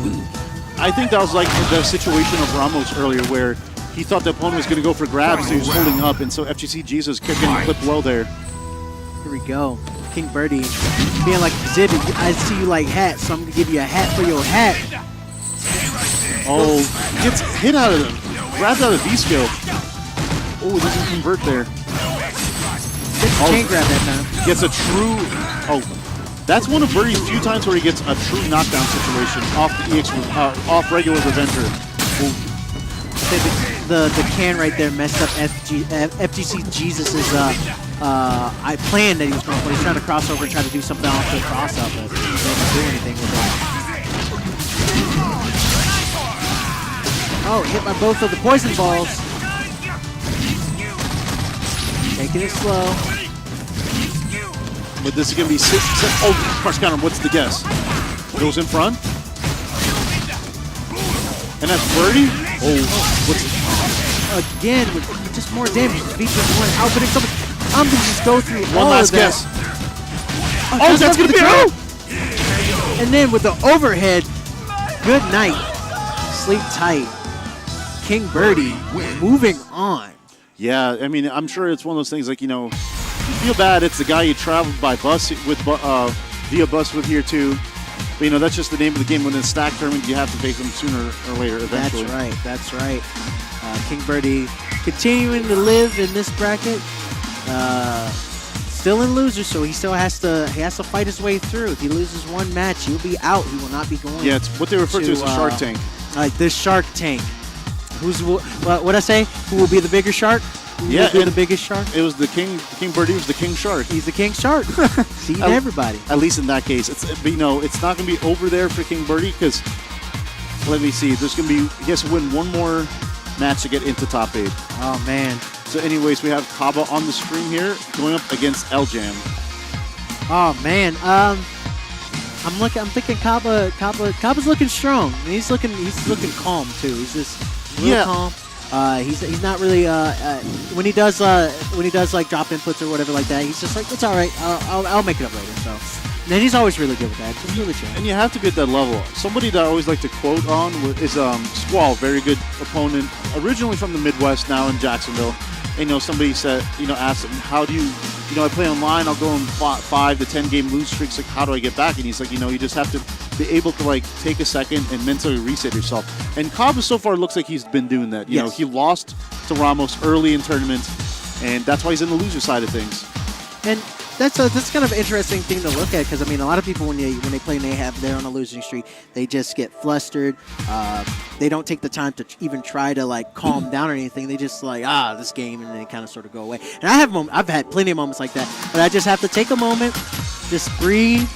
And even if it means just stepping away from the game for just a second to kind of sort of regather yourself, if it gets to a point where you're just so frustrated that you're just like, I can't do this right now, you just take a moment, just stop. It's fine. It's okay. But when you're in a situation like this, you can't step away from the screen. You gotta maintain your composure the entire time. I mean, it's really hard for some of the competitors, and I admire every competitor that comes out and plays in a lot of these tournaments just because of that. They know how to kind of keep their cool, man. That's really neat. And also an admiration. I'm admiring you guys for watching the stream right now. You can be anywhere else, but you're here with us on 2050 Esports. You can follow us on Twitch, Twitter, Facebook, and Instagram. And if you like what myself, Joxa Box, and the Loneliest Wolf by Choice, you can follow us on Twitter. And it's going to be our tags are going to be under there. So this is going to be an interesting match. We don't really have a Guile player in Orlando.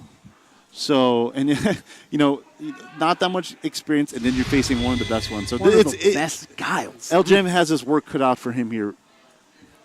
We're going to see what ways he has to get through the fireballs. So we've seen this matchup on Stream Ready. We saw Shinakuma versus Knuckledoo, and Shinakuma looked flummoxed. Yes, and this is going to be one of those ones where it's a little bit different. Two different styles of Akuma and Guile play.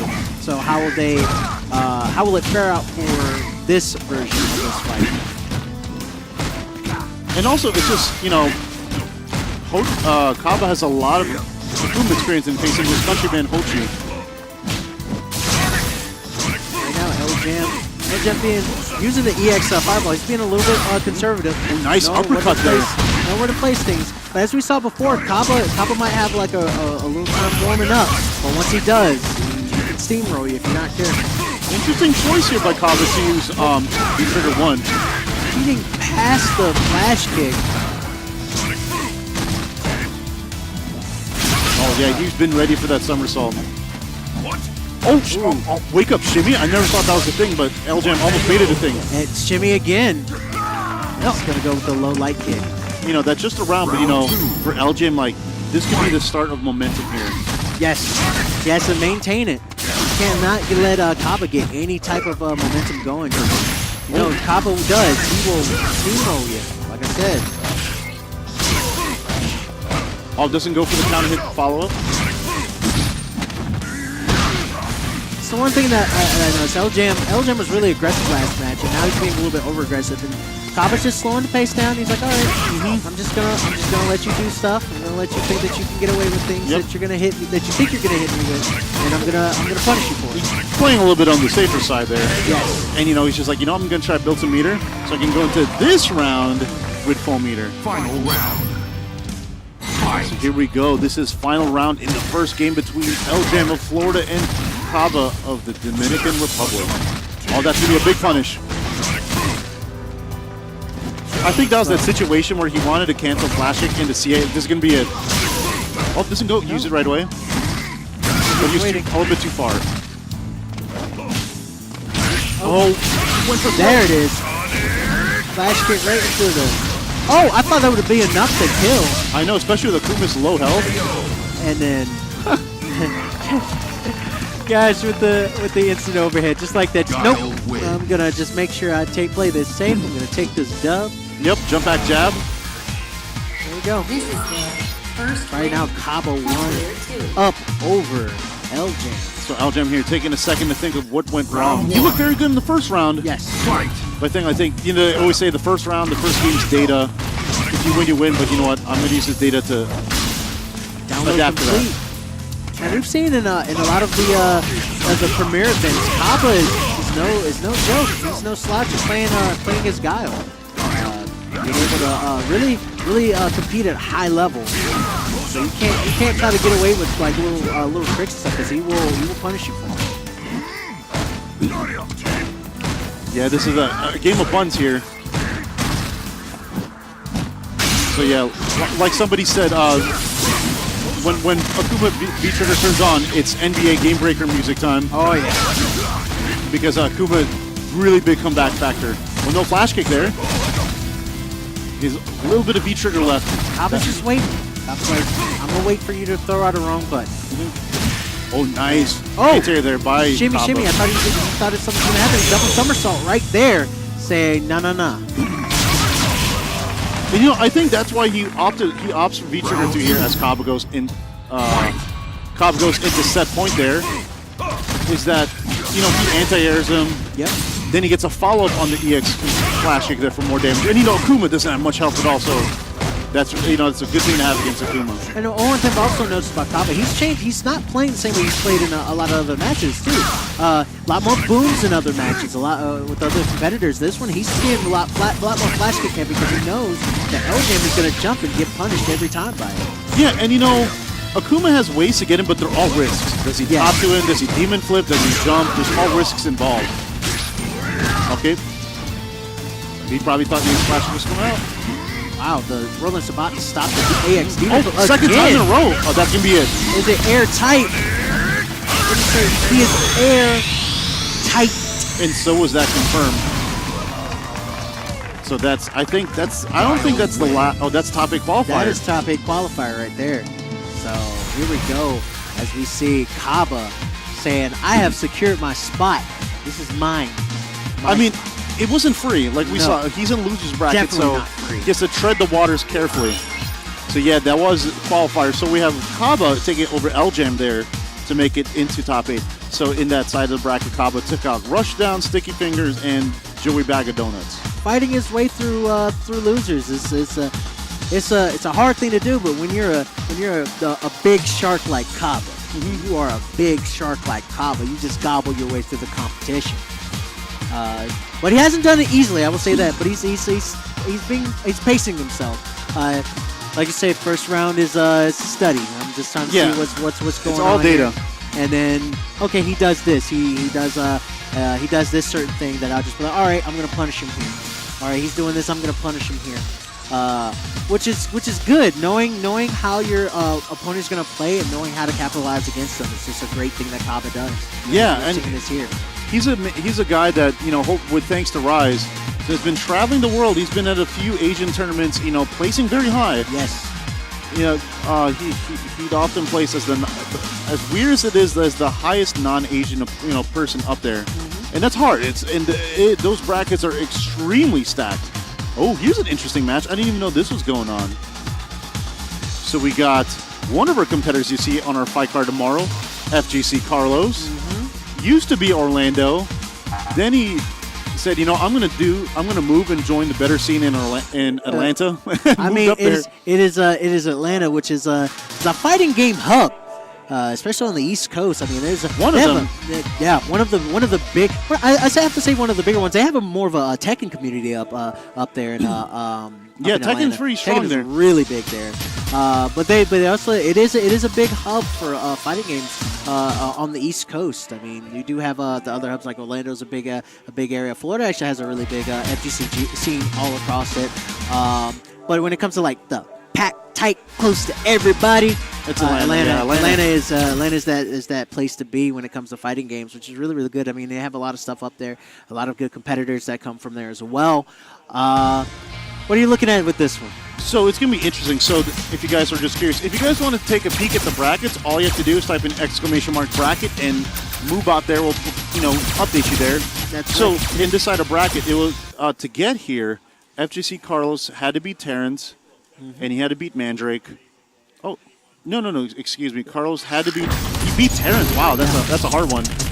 And then this is loser side, who sent Carlos into losers. Let's see who sent Carlos into losers. It was Neon.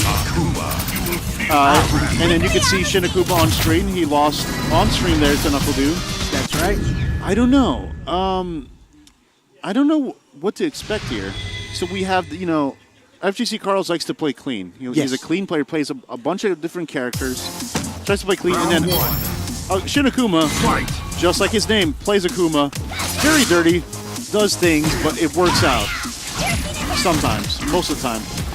Just throwing out fireballs, trying to get a good feel, but definitely not someone you want to allow to get you some hits off of. Both characters, not a lot of health. Not a lot once they get started, a little bit more on Akuma's side can do some big damage to you. Oh yeah, and also Buki too, the V-Trigger 2 activations. Here's one.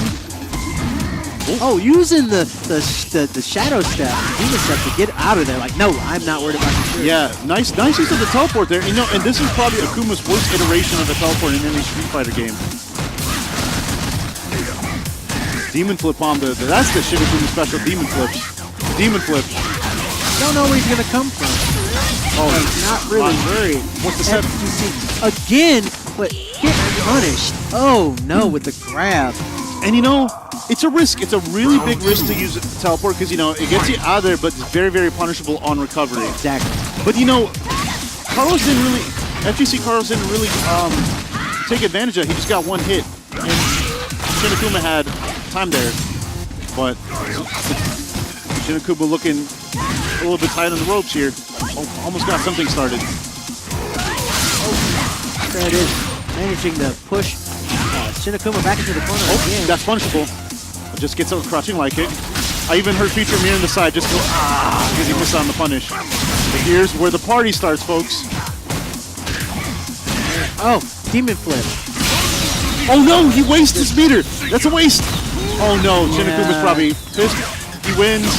But still, going into the final round with no meter, not really what he wants to do. You know, he threw his money in the water, and he could have given it to charity there. So yeah. A little bit hard, but you know, we're here at final round here, game 1. Goes under the demon flip. A nice choice by Carlos there. Knowing how to cross up with Ibuki is like key.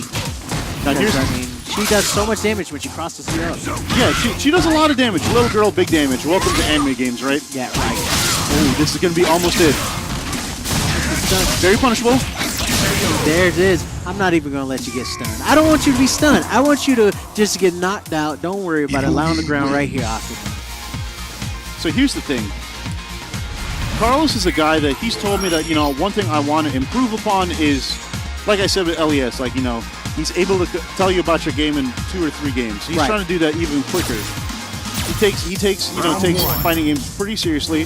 So he's probably noticing, because if I noticed it, I'm sure he noticed it, that Shin Akuma is almost always doing something on wake up. Yes. Whether it's buttons, DP, or it's teleport, and he's going to sniff that out soon.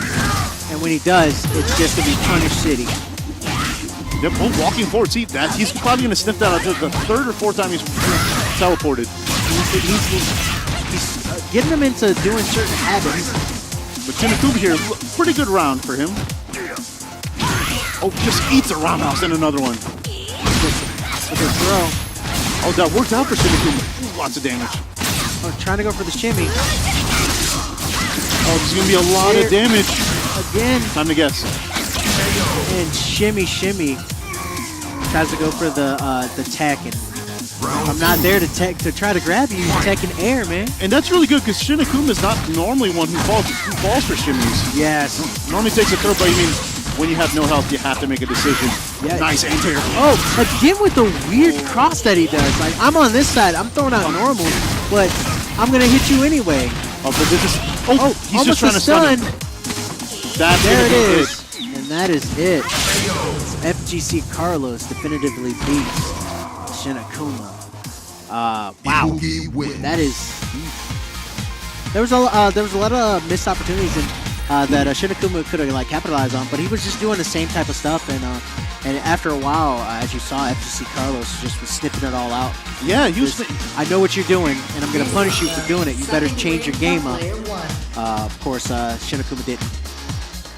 You know, that's just the name of the game. He was playing very active, whether he was on defense or offense.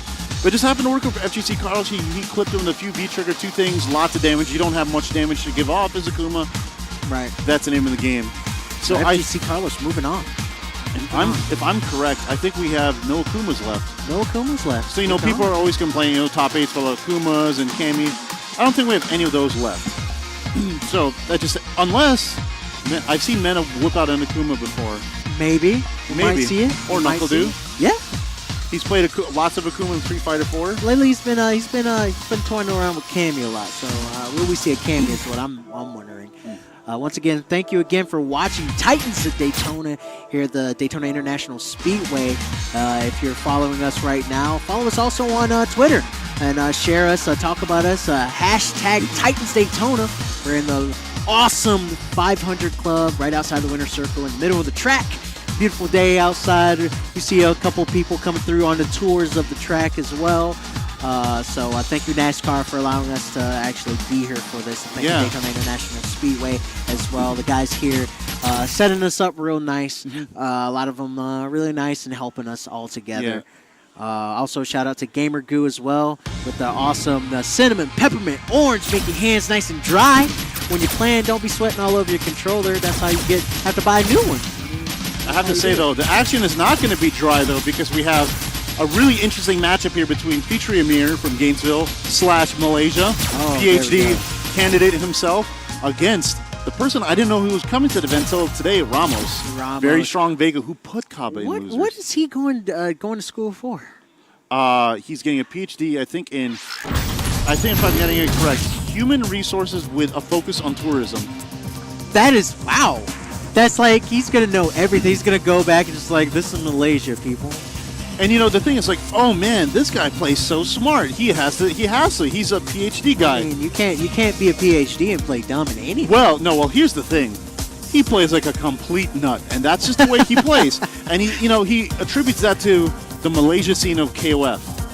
KOF is really big over there. Yeah. God, the KOF scene in general is it's a different monster than Street Fighter, and a lot of those guys are cutthroat. But the game is like not really as popular as it should be. Not as popular as it should be, and it's kind of difficult to get into. There's a lot of different tech and a lot of different things that you can do in the game. That's just like hard. It's really hard to do. I would like to get to learn a little bit more about the KOF scene, but it's one of those things like if you don't get it, you won't get it. Yeah, and you have to find other people to play because right now it's not doing as strong as it should. Not in the States. No, not in the States. We're getting ready. Vega versus G. Petri with his G. Yeah. With his Vega. You know, I have to say, folks, thank you so much. You could be interested with you here with us at 2050. I'm myself, Jocks in the Box. With the loneliest wolf by choice. Wow, it is. I'm excited just that it's here. Excited to see the competitors play. What is your highlight so far? Highlight so far, I think, was Kaba getting sent into losers on stream. Yes. By who's on stream right now? Exactly. But he's gonna have to fight somebody very different. First of all, using a very new character in G. Not many people play G at a high level, sure. And Petri got here by playing G. But Petri, I don't think he has much Vega experience, to be honest. No. He's but also G has not been out that long as well, so Ramos I think is a little bit in the same boat. So I'm sure we're gonna see some inexperience here on both sides. How to punish? This doesn't get to confirm. Oh, that's a punish. Oh, weenie punish. On that same move. 3 times this hit you 3 times. Oh, this is gonna be quite a bit. Oh, but he could have followed. Oh, never mind. I thought he had B trigger for a second, but that's Vega. Sorry about that. That's the crush counter. This could be a lot of damage. For the CA, I'm just gonna try to finish this up real quick. Give me that damage for the KO. Ramos saying, I am a Vega player that's really good, one of the best. Yeah. Don't try to come at me with this G if you're not ready. But guys, Vega doesn't do much damage at all. Did we just see a lot of damage from Vega? Yeah, and Ramos has been shown, I mean, that's the Ramos highlight. He likes showing off all the damage that Vega can do in certain situations. Yes, Petri about to go ham here. This is the way he plays. Oh, managing to get out of the corner. Just no block by Petri. He's just in the corner. Oh, close to stun here. What's Ramos going to go for? Oh, jump out. Jump heavy punch. Air to air. Oh, that's a mistake. He lightened it up. Yeah, so normally you want to go for fireball, but there's been a mistake with G that sometimes you just go for fireball cancels and super comes out. But it works out for Petri because that was on hit. That's right. Nice anti-air there. Super activated. Looking very presidential with the V skill. You know, I'm going to call that the fishbowl because it looks like he's floating in a fishbowl. I mean, we can call it that. It looks good. Oh, doesn't get the confirm though. Lands the cross up. Oh, nice anti there, and gets a presidentiality power up. Makes you want to just respect the Earth as he's just absorbing all the damage, all of the power of the Earth. Victory looking pretty good, but Ramos saying, no, I'm still Vega. I just want to let you know I'm still good. Oh, nice anti there. Gets command grab, but doesn't get much of a follow-up just because he's in presidency level 1. Good. That's going to be it. Again, getting enough meter. Laughing on him. Not enough damage to kill, though. So there's still a chance. But nope. Drop you on your head. It's all right. You know, I was just about to say, the dangerous part is your fate. G. I mean, once he's, if he was to survive whatever Ramos is going to plan for on his wake up, G with full V-trigger is a scary animal in his own right. He has so much damage he can output and just carry you. Just carry you into the corner. That's all you need to deal with. Yeah, very. You know, some people are thinking he's the strongest Vega in North America, and he's making a case for that today. Nice with punish there. With V-trigger, he's riding or dying here with G. Oh, let's see the damage. Goes for the low. Oh, gets him a little bit closer, so he's able to get another hit off. Absorbing the power of the us. Oh, that's meaty, so you have to hold that. Oh, raw activation, okay. Tries to cross him, doesn't work. So yeah, this is where it's scary. Oh, what? Oh, doesn't get a juggle though. Oh, it's going to be a lot of damage. He's going to just carry you across the screen. Tries to go for the overhead, doesn't work. Yeah, so that flame kick, it's minus on block, but you can space out to be safe. Oh, no anti-airs. There we go. Gonna be lighting it up. There you go with Ramos or with Vitry saying, no, this is not free. It's not free. It's not free tree, it's Vitry. It's Vitry, right? It's Vitry. So here's the thing. If I'm correct, guys, I apologize if I'm wrong. I believe that his EX moves are basically level 3, presidential level 3 version of his movesets. Really? Yeah. So the name of the game here, it looks like in this matchup, is to stay at level 3. You know, use G at maximum force. It's going to be a lot of damage. And confirm. Oh, that could have been a counter hit set up into stun. Jeez, I did not know his jumping fierce does like knockdown. Yeah, the jumping medium punch, yeah, it's pretty crazy. Wow. It's hard knockdown. That was a medium punch? Yeah, it looks weird. Yeah, oh, that's a game. It looks like that's with Vitry saying, all right, I had to put one on the board. Let's go. Power to the us. His win quotes are really funny. Because he's just a silly character. And he's the president of Earth, so he can be silly. You gotta show respect. He makes the rules. But you know, this is gonna be the last game between. Oh, that's very punishable. Yeah, there you go. Especially in level 1, very punishable. That's punishable too, but that's match with unfamiliarity here you're seeing by Ramos. That punishable. Okay, gets that. Oh, whips the grab. Doesn't get punished though. Nice crouching pierce there, anti-air by featuring mirror. Oh, goes for the charge up. Gets punished for it. Oh, very good by. Oh, that's punishable. You know that Ramos is gonna be watching the film later and biting, biting his lip here, saying, "Oh, that coulda, woulda, shoulda been punishes." Okay, with the grab. It's gonna be one hit in the super here. Oh, counter hit. I'm not even gonna stun you right now. Ramos at set point. Yeah, and that was very good by Ramos there because he could have just went into super for the easy kill, but he wanted to save the meter there, and he knew that he had just enough to kill. Going for the air slash. Oh gosh, this is going to be a lot of damage. Doing it. Willie trying to go for the stun. Oh, nice cancel.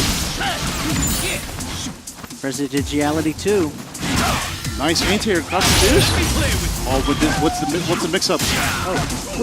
Oh, not able to capitalize with anything. Bounce off the wall. Big damage coming from Vitry. Oh, hits him low. That's the G factor. Oh, I saw the setup he was going for. That's gonna be it. That is it. Whoa. laughing over you. Oh, You're no. a joke president is what Vega says to G. But we don't have joke Vega competitors wins. here. As Fitry put in work. Yeah. Like it's just not knowing the matchup. Both of them seemed like they didn't know exactly how to fight each other. Yeah, and Fitry had his chances because Ramos dropped a couple of key punishes there, and it's not like it's only -3 or 4. Those are like -6. Yeah. Meaning, like punishes that he was missing out on. But I mean, that's just G. You have to like go in the lab and like learn the punishes, and it's not even just that. You have to see what the moves are in the different stages of presidentiality. Yes. And let me tell you, so there's something there that Fitry kept trying to go for. So there's some setups there he's found out that where he'll combo into whiff flame kick. So the flame kick whiffs, and you see the flame kick coming, but it looks like it's going to hit you. So you're blocking, and it barely whiffs, and then he command grabs you. Yeah. But he was trying to go for that a few times. That Ramos was, Yes, pressing buttons. He was ready. He was ready for it. Just like, I don't know what's going to happen. I got to hit something. So Yeah. There we go. We're moving on to the next match. Looks like I see King Birdie on the stage. And I think, if I am correct, this is going to be the last match of the tournament for today. For today, which is fine. If you guys, once again, are in the greater Daytona Beach area or just in the Central Florida area, want to just take a trip, come on down. We'll still have event tomorrow with the big stuff. And if you can make it in the greater Daytona Beach area tonight, we'll be having our after party at game time at 1 Daytona. We're just going to be setting up, having some fun, playing some games, drinking some drinks, eating some food. And I'm psyched for that. I want to give a shout out to our other sponsors for the event, David Moss Toyota. Get you a nice little vehicle there. They're over in Orlando. We also have Daytona International Airport. Thank you, guys. If you want to fly in over here, you can definitely come through to Daytona for the next event through the International Airport. Gamer Goo, once again. Got them dry hands, or you want dry hands when you're playing. You got them sweaty hands. Definitely put some Gamer Goo on your hands. Gamers on the Edge as well here. Shout out to them. Thank you for coming through as well. Thank you to Blue Dragon Video Games in Daytona Beach, Florida, for some of the raffle prizes that we have here, as well as Cloak and Dagger Comics, also in the Daytona Beach area, for the other parts to our raffle prizes. OPC. These seats are comfortable. Our competitors are using them on stage right now. They aren't complaining, so that must mean they are super comfortable. And I say they're super comfortable. Good on my back, good on my spine. I love it. And Cinch Gaming for the controllers that we will be getting here soon as well. Thank you for sponsoring us as well. I think that's it. And we've already talked about NASCAR. Gamers on the Edge gave a shout out to them already. Once again, NASCAR, thank you. Double the thank you, double the NASCAR. With their super fast internet, once again, they know about speed, and they show it with the internet they have here for our event. I was just going to say the action is faster, but it's even faster when you attend one of these races, because I got to drive the race car myself. How did that feel? You were excited, but how did it feel? Okay, so I'm going to embarrass myself here in front of the stream. So I've never drove stick shift in my life. I haven't either, don't worry. When I think of racing games, I think of, Mario Kart, realistic. Yeah. And I stalled out. I asked how to drive. They're like, do you want us to push you off? And I said, no, I'm just going to give it a whirl. Yeah. So I went and I stalled out, and I'm on the side there. Anyway, so once they got me going, it's pretty crazy. My top speed, I think, was 155. Nice. Look at you. 155, and when you're going around the curves, it feels like you're getting sucked into the earth. Yeah. And if Fitry won, I would have said that was the power of the earth. Yeah, that was the power of the earth. Just trying to keep you grounded, man. Keep you grounded. And here we go. GR Ray versus King Birdie. King Birdie using his Falk. He's like, I'm gonna go with Falk and thinking maybe he thinks it's a better matchup for him instead of using Birdie. So here's the fun fact, folks. We're having our carded match for tomorrow, and this is actually one of them. Yes. King Birdie versus GR Ray. Well, maybe that's the reason why he might be using his Falk. See how he can do with his Falk. Oh, whipping the air fireball. Push it back. Right there. I'm hearing some chortling and laughter in the distance. I wonder what they're talking about. Now, if you hear some loud Spanish, you might be saying, "Oh, that must be Cobb in the crowd." It is. He's here in attendance. Yeah, he is. Into top 8. Those GR boys are super jovial when they go out. They have fun. Very nice group of guys too. But not as nice as King Bird does. EX reversal, Reiki Schneike. Being a little bit patient, trying to poke, because that's what Falk is good at, poking. Yep, I mean, she has a poke stick. That is definitely true. DRA with this Ibuki. Ibuki's got to get in a little bit closer. Good job at dodging the shuriken. But, you know, I have to say, so Mena mentioned on an interview before that, you know, if there's a certain character that people don't play in the DR, they don't have much experience against it, and I think Falk is going to be one of them. Falk is definitely a character that I haven't really seen many Falk players out there. I think really the only main one I've seen so much of is King Birdie every once in a while. Yeah, Justin Wong used it in a few CPT tournaments, but, you know, Justin Wong going back to Menat. Which Menat is dangerous. Yeah, very dangerous. Slowly pushing King Birdie into the corner. Oh, that's so dangerous and dirty. That was mean. That was mean. So here's what happened. So Ibuki wins. DRA jumped over King Birdie, and King Birdie said, "Oh, he's jumping over me. I'm gonna walk under him and try to clip him." But then he releases the kunais. They walk under into this. Walk under into this, indeed. So yeah, this is gonna be interesting because I don't know what the mindset of King Birdie is right now. Very jovial guy, but just so much intensity on his face. Look at that. He's just like, I'm in the zone. But the thing is, like, so this is to get into top 8. Yes.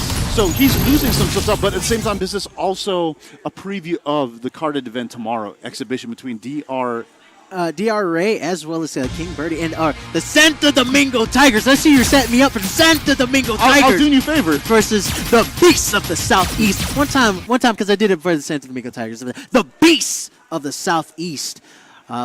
And this is, like you said, one of our matches that we're going to be having tomorrow. DRA versus King Birdie. Yeah, and as well as top 8. So if you guys are unfamiliar with what's going on, it's going to be a carded event, just like a boxing match where you have different matches going on. The first match we're going to have FGC Carlos versus DR Mandrake. We're going to have Lilo versus Ice Effect. Oof. To which Brian F said it's an unwinnable matchup. And then we're going to have this matchup, DRA versus King Birdie. Yo. And then number 2, Terrence versus Kaba. And the grand match of them all is going to be Mena versus Neon. This sounds like some good matches. Oh, they're good matches for sure. First to 7, right? Yeah, first to 7. First So to lots 7. of action to be had. Here we go. But I think King Birdie's in the mindset of, I need to get this extra money in top 8. Yeah, we can't just be letting DR take all the money if they're gonna try to push. But they still got a lot of competitors to go up against. It's not gonna be free at all. Oh, nice combo from the back beam punch. DRA does know how to fight Birdie, because I mean. Oh yeah, his training partner's Mena. And then we know Mena's Birdie is no joke. Not saying that King Birdie is a slouch by any means, though. Yeah, so King Birdie's trying to play a more reaction-based game here. Oh, nice still in air. Oh, but doesn't get to confirm. EX Dolphin Dive. Oh! There you called it. Look at you calling the EX Dolphin Dive. I ate about. Do you play Birdie by chance? I ate about 3 donuts today. I am ready. You feel it. It's in your blood right now. Just all the. So yeah, the Birdie gang it's a fun group of guys, but I have to say, even though his training partner is Mena, King Birdie and Mena play completely different style of birdies. You know, you have Mena playing, the active, throwing buns in front of your face, crazy, a little bit crazy Birdie against, the relaxed, I'm going to play safe, Magneto style of Birdie, I would say. Yeah, as we see, like, DRA just took an opportunity of the whip command grab. He's getting back all that damage. Almost a stun. Not quite yet, but... Oh! Ooh, I thought that might have been stun if he would have connected with all that. Oh! Oh, no! Looks like King Birdie. I think it was King Birdie that did that. Hit the button, yeah. Oh, okay, so I as weird as it is, I hope it was that and not a controller somewhere else. Yeah. So King Birdie said, I'll let it slide. Yeah, Get me. That was me, my bad. King Birdie's such a nice guy. Hey, beat me. I think one of the first people in the FGC that I've met outside of yourself, of course, that has just been like super chill. Yeah. Like he's just super chill, nice guy. He seems like intense though. He's like really intense when you see him, but when you really talk to him, he's like one of the nicest guys I've ever met. Doesn't block the overhead though. super nice guy, but according to many people on Twitter, plays a pretty brain-dead character, apparently. Right? Oh, wow. Hey, wow. I'm a Birdie player. That's what a lot of people say. Brain, I think there's a lot of there's meta behind playing Birdie. As he is the character that has won the Capcom Cup last year, right? Yeah. So I mean, And it's not like you slouch your way through that either. no, not at all. There's many big competitors. With that can, he builds V trigger. You want a V trigger cancel there. Good anti-air. Yep. He's plus. You got to hold this. Okay, goes for the crush down of potential. Patience by King Birdie there. He's waiting it out. He's not overly aggressive. Doesn't need to. Oh! Does go for a command grab. Yeah, so that he wanted crush medium punch, but he was walking back and forth. Oh, okay. With CA, skip to my Lou, my darling. Buried in the ground. We got the Soldier Boys popping off for King Birdie in the building. So this is a very tense match. Birdie Yeah, wins. and they're both. You can see the intensity on both the competitors' faces. They're in the zone right now. So you might be saying, why is it so tense? Well, this is to get into the loser side of top 8. And, you know, if you get into top 8, that's where the money is. Oh, yeah. You know, because it's a Daytona 5K throwdown, you know, Titans Daytona. So, but, you know, if you get into top 8, guaranteed money. You want money? That's how you get money. You got to be good. Get the top 8. And right now, these guys are wanting that money. So you guys are thinking, oh, you know, that's kind of unfair. Money tournament, where am I? There's going to be more of these for sure. Oh, definitely. Hope to see you guys here next And year. we set it up to be free for you guys. I mean, just so you can come out and try to win. Get the top 8, you get money, babe. Eats the throw. Oh, he tried to backdash. Gets the air reset. Which side? Okay. Oh, that's looking to grab the whips. Almost a stun. Overhead. Fight. There's the stun. Oh, the double shimmy there. There we go. Right now, DRA at set point. Yeah, so here we go. The Landed boys are rooting for King Birdie, hoping that he can join some of them in top 8. So, but here's where it's really dangerous. Birdie with full bar, and once you know, if he were to land that's critical art, he gets his best knockdown setup, where it's a true guessing game. Being a little bit more aggressive. Okay, misses the anti-air, but does get a confirm. Yeah, good. So that's what King Birdie wants. Oh, nice anti-air there. Again, pushing back slowly, building that stun meter. Another anti-air. He's ready. Bullhorn knockdown. There's the stun. Lie down. I'ma just headbutt you a little bit, lie on the ground, think about everything. And that was risky because he did overhead blank, and so if he blocked it, he could have got a punish, but worked out there for King Birdie. Really well. It's a set point for both competitors. DRA going in real hard. King Birdie just playing very safe, playing very conservatively, not trying to throw out anything too crazy. Yeah, and he's probably used to the way Mena plays. You know, King Birdie plays a more reserved style. Oh, not able to confirm. And right now, DRA trying to backdash, okay. Oh, missing another anti-air. Oh no, okay, -5, he's gonna punish this. Yeah. Jump back, okay. Birdie doesn't have the best. Oh, that's a real punish. Almost. Oh no, that's it. Missing the dolphin dive. DRA takes it over King Birdie. Will we see this in the carded event? There's still time. There's still time. There's still time to prepare. And that was not free. So No. anything can happen in the carded event. It is best of 7, but we see DRA making it in the top 8. Yes, so really good stuff there to DRA, you know, edging it out there over King Birdie. But it's not going to be it for them. But it is it for King Birdie in terms of the tournament. So anyways, I just want to thank you guys for tuning in to 2050 Esports here at Titans Daytona. Really nice day. And, you know, we keep saying that, you know, oh, we're right here by the Speedway. We are on the Speedway. Yeah, it's in the right middle. there. It's right, like we could just go outside about a good 30 feet. It's amazing. If you guys are interested, if you follow us on, you know, Instagram, Twitter, Twitch, and Facebook, there's pictures to be had there. You know, you're going to see how close we really are. So, you know, anyways, I'm not texting here. I'm pulling up some of the winners here. I swear you're texting. I'm texting them hints You're on how to lose. This is on his phone all the time. Why do you do this? You're supposed to be the leader of the bunch. I know you well. I can't help it. It's the millennial in me. I have to be attached to my phone. I understand. Mine's sitting in front of me, and I'm like vibrating because I'm like, I can grab it. I can grab it, but I'm not going to. Anyways, so to let you guys know, we're starting off in pool 2. Excuse me. In pool 2, we got Mena RD in the winner side. He took it over Aljam. We have Lilo from the DR, taking over Ramos there Here, in boom. winners. Boom, we got the brackets. Oh, sweet. Yep. You see it on the So screen, this boys is, and girls. So this is pool 2. So we have, oh no, this is top 8. This is top 8. Okay, never right mind. I'm here. wrong. So this is top 8. So we have Knuckle Dude there, last year's champion, and then he has to go through Neon there. Yep. We have One of the best Colleens in the world. And then we have Mena Ardi with a country kill there over Lilo. That's going to be a hard matchup there. That will be. Hard That matchup for will be. Lilo because Burry can just disrespect Balrog.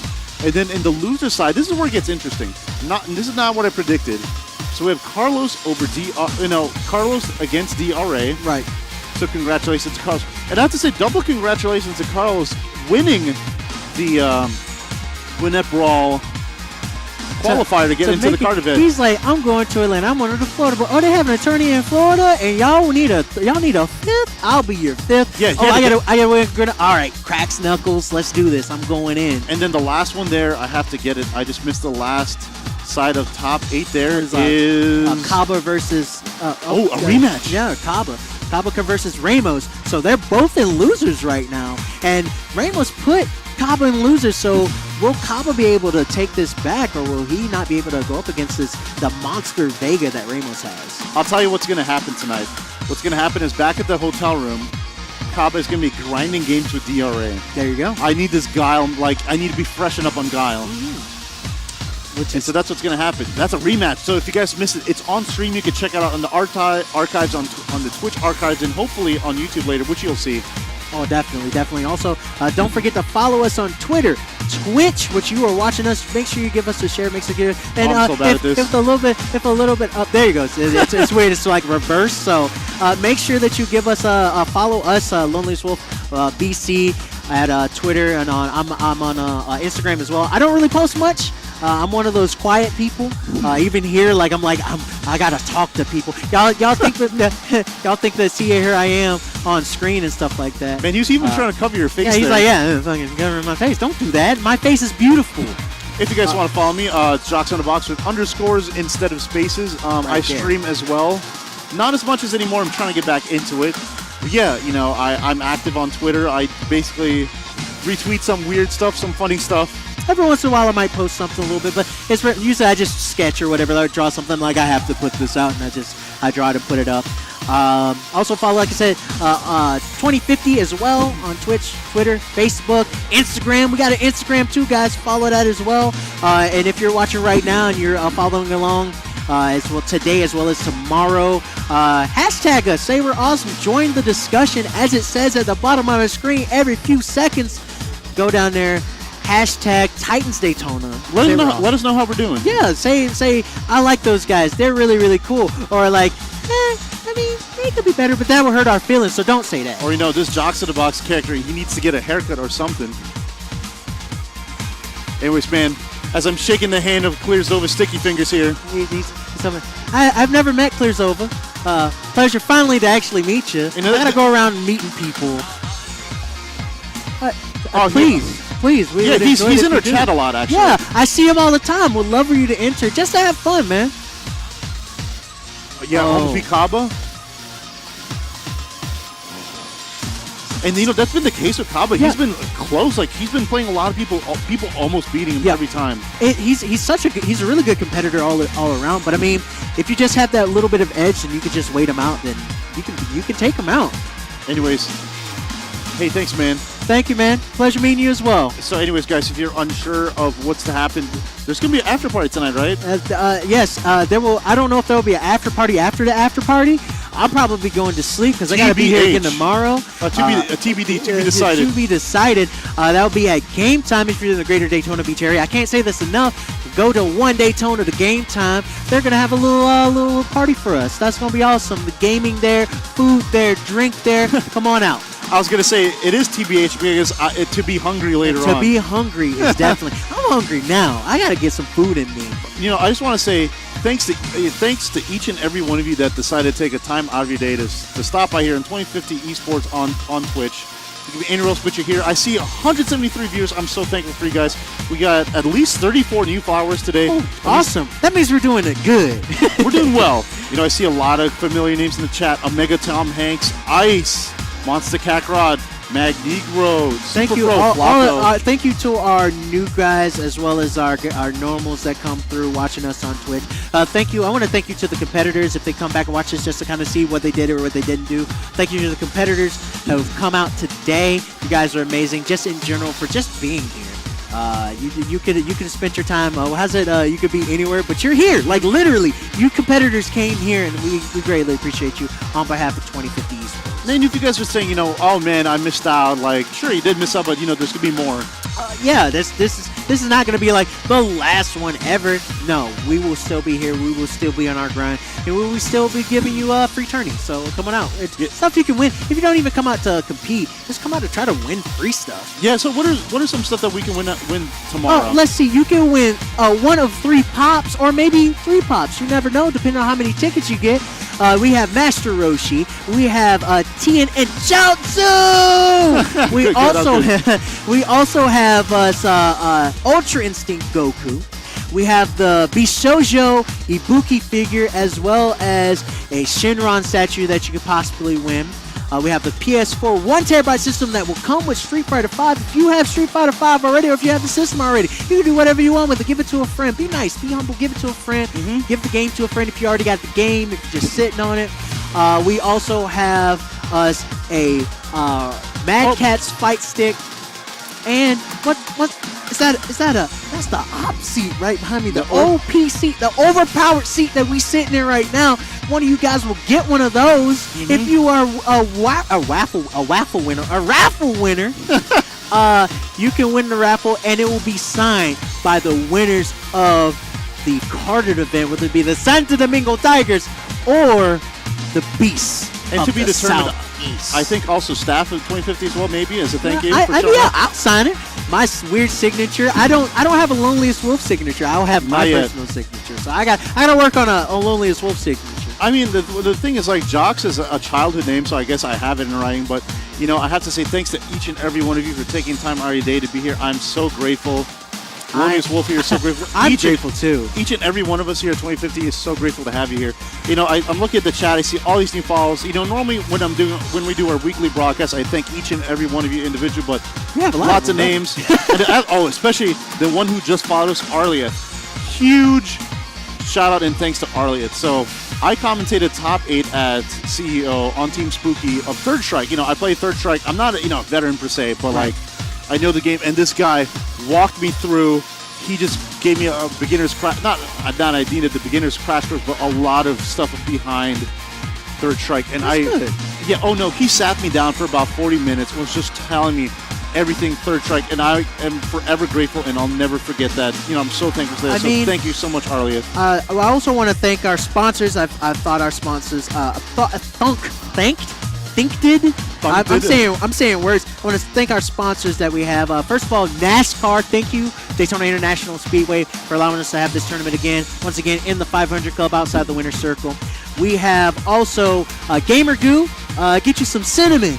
Get you some peppermint. Get you some orange. Get you some of that stuff to make your hands nice and dry for when you're playing your game so you don't sweat all over your controllers. Thank you, David Mouse Toyota. David Mouse is, I want a Toyota, so maybe I'll go there in the near future, possibly give me a Toyota. I drive a Toyota myself. I'm driving an old truck, an old Chevy truck. It's a Chevy truck. It's near and dear to my heart. Also, thank you to Gamers on the Edge. They're also here, have a little table set up for us. Thank you, OP Seat, as you can see, Cinch Gaming with their controllers. They're sponsoring us as well. Thank you also to Blue Dragon for the raffle prizes, and Cloak and Dagger Comics here in Daytona, both those stores. Thank you for the raffle prizes as well. Am I missing anybody? I have to give a special shout out to Gamers on the Edge, GOTE. So they host, I think, bi-weekly. But when I say bi-weeklies, they have 2 weeklies, and then they have monthlies. And the thing is, like, they donate so much to charity. Oh, that's it. That's even better. That's even so big shout out to them. Yeah, and it goes to like sick children and all that. And sick children. I have forgot one crucial one. Well, we would not be able to have this tournament as well as we run it. They do a good job with many different tournaments, from big ones like CEO to Evo, Gaming Generation. awesome. God, thank you guys for coming out. Thank you, our boy Phil. He's awesome, man. Coming out and setting up the system. He did this for us last year again.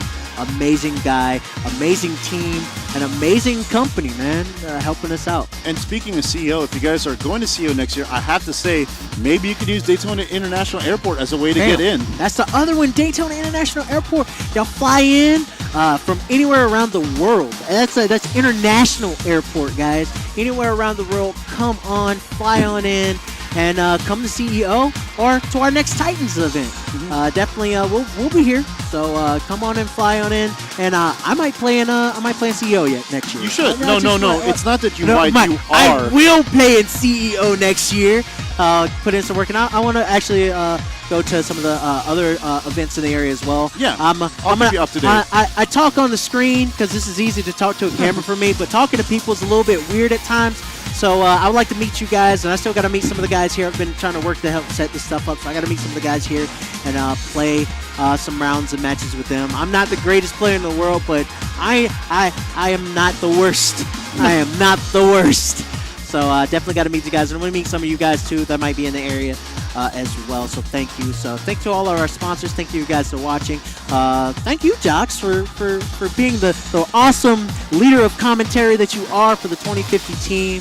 I really appreciate you myself. Hey, thanks, man. It's not something I did overnight. I've been trying to do this for years. It's I've been in the scenes, traveling around. You are here now, man. Yes. You are here and you've done it. So, and I'm even more grateful that you guys, like I said many times, are here, part of the experience, watching us on 2050 Esports. And if we can have the brackets pulled up, I just want to give you one guy's last chance to look at the brackets, and let's see if we can also pull up the schedule. You know, we're going to have top 8 tomorrow. Yes, we will. I believe the schedule will be, we're starting at, I think, around 10. Don't quote me on that. As you see on the screen right now, the top 8 for tomorrow: Knuckledu versus Neon, Mena RD versus Lilo, FGC Carlos versus DRA, and Kaba versus Ramos, which is a run back from earlier in pools where Ramos sent Kaba to the losers bracket. So we'll see how that one will play out. Let's give our previews. Who do you think is going to take it? I'm curious about the Knuckledu Neon fight. I gotta say Knuckledu might take it. He is the champion of last year's 5K throwdown. So maybe we'll see him take it again. He's sitting pretty in winners right now. So that's not just saying it's because Dude's my buddy, but I have to say he's definitely clear favorite, because looking at the way the bracket's set up, he has to face Neon, plays Colleen, and then if he wins, he has to play either Lilo or Mena. But he does have to fight Mena, who is the Capcom Cup champion, who Knuckledu was the previous Capcom Cup champion before Mena RD, and it was not able to make it to this year's Capcom Cup. So a lot of some people are thinking, like, what would have happened then? But we have seen Mena beat Knuckledu before. Yes, and Knuckledu beat Mena. So it could go either way. But yes, to get to Neon first, but from what I've heard from Colleen players, it's a hard matchup. A little bit better with V-Trigger too, but yeah, that's my favorite. And then you can see the bottom bracket. We have FGC Carlos versus DRA. Are we going to see Nabuki Mirror? Who knows? Carlos plays a handful of characters. That's true. And then we're going to see Guile versus Vega. Again. Guile versus Shadowloo. The battle never ends. The battle never ends. So anyways, we have the schedule things to be had here. So 7:30 to 2 a.m. Yeah, that's tonight. After party. And then 3 a.m. it says to 9 a.m. is sleep. Practice. What's that? What's that sleep thing that you humans do? I mean, that us humans do. Sleep's overrated. But anyways. Agreed. Totally agreed. So like I said, and then tomorrow, as I'm looking at the stuff here, we have our top 8, 5K. That's right. Gets divided out into our 8 contestants that you see that earn their way into there. Mm-hmm. And then we have our card event, our side tourney of Dragon Ball Fighters, and a raffle. That's right. Our side tournament will be DBZ Fighters. I always want to do that. Dragon Ball Fighters with extra Z's. Mm-hmm. Where it's going to be a $250 payout for the winners of the top 8. And it's free. So, I mean, come on out. And once again, the raffle is also free, and we'll be doing the raffle later on as well. So, free raffle to come out and try to win you some awesome stuff. Like a PS4. I mean, come on. It's a PS4 or a nice gaming chair. Yep. And I like to, I like to say, like, if you like what we do, you can follow 2050 Esports at Twitch, Twitter, Instagram, Facebook. And if you like what we're doing, you can follow us on Down our there. respective Twitters down there at Down Johnson Box right here. underscores and Loneliest Wolf BC. There you go. That's by choice, people. I thought it was Big Coconut. Big Coconut, Buttercrust. I like Buttercrust. Loneliest Wolf Buttercrust. Now, it's delicious. So is that tasty. what you're going to have for dinner here tonight? Yes. Damn, that sounds good. You got me. Now I have to have some Buttercrust. It is what it is. I might have to hit poverty boy status with Chef Boyardee later. You I never mean, know. I feel the struggle. Eat some nice, delicious struggle puffs. You know, later. they not to rag on them, but they used to see the EMP dinner, if you guys know what I'm talking about. But you know, I have to say thank you guys so much for stopping your time in Daytona. We're ending a little bit early, but we're going to be back here tomorrow at the Daytona 500 Club. It's going to be awesome. I am the Loneliest Wolf by choice. With me is my friend. Jocks in the Box. I want to say again, thanks to each and every one of you for watching us here at 2050 Esports. Thank you for all the follows. And, you know, just a quick thing. If you really like the raffle, just showing up here gets you one raffle ticket. You know, giving us a shout out with the hashtag and the mention will get you another follow. So that'd be 2 tickets. And then donating to Gamers on the Edge for charity will actually get you 1 to 5 tickets, depending on how much you donate. They have the signs up there. So that could be how many? 7 tickets? Uh-huh. I think that's 7 tickets you could possibly get. And if you really, you want to even get more tickets, subscribe to our channel. We'll give you 5 raffle tickets for good prizes here. So that was 7, and you add an extra 5 to that, depending on how much you give to Gamers on the Edge. That'd be 12 tickets. That'd be a big 12 tickets, a 12 chances to win. That's up to you for showing up tomorrow. But anyways, guys, I think that'll be it for the action here today. But it's not going to be over here. There's lots of casual setups going on, people learning, people grinding, getting better. And then there's going to be after party tonight. Yep. You know, I just want to say thank you from the bottom of my little heart here, my artery clogged, donut-filled heart here. That sounds unhealthy. And all I got to say is don't do anything I wouldn't do, whatever that is. I don't know what it is. Find out for me, please. And we'll see you out there, back here tomorrow in action at 2050 Esports, Jocks and Box. Loneliest Wolf by choice.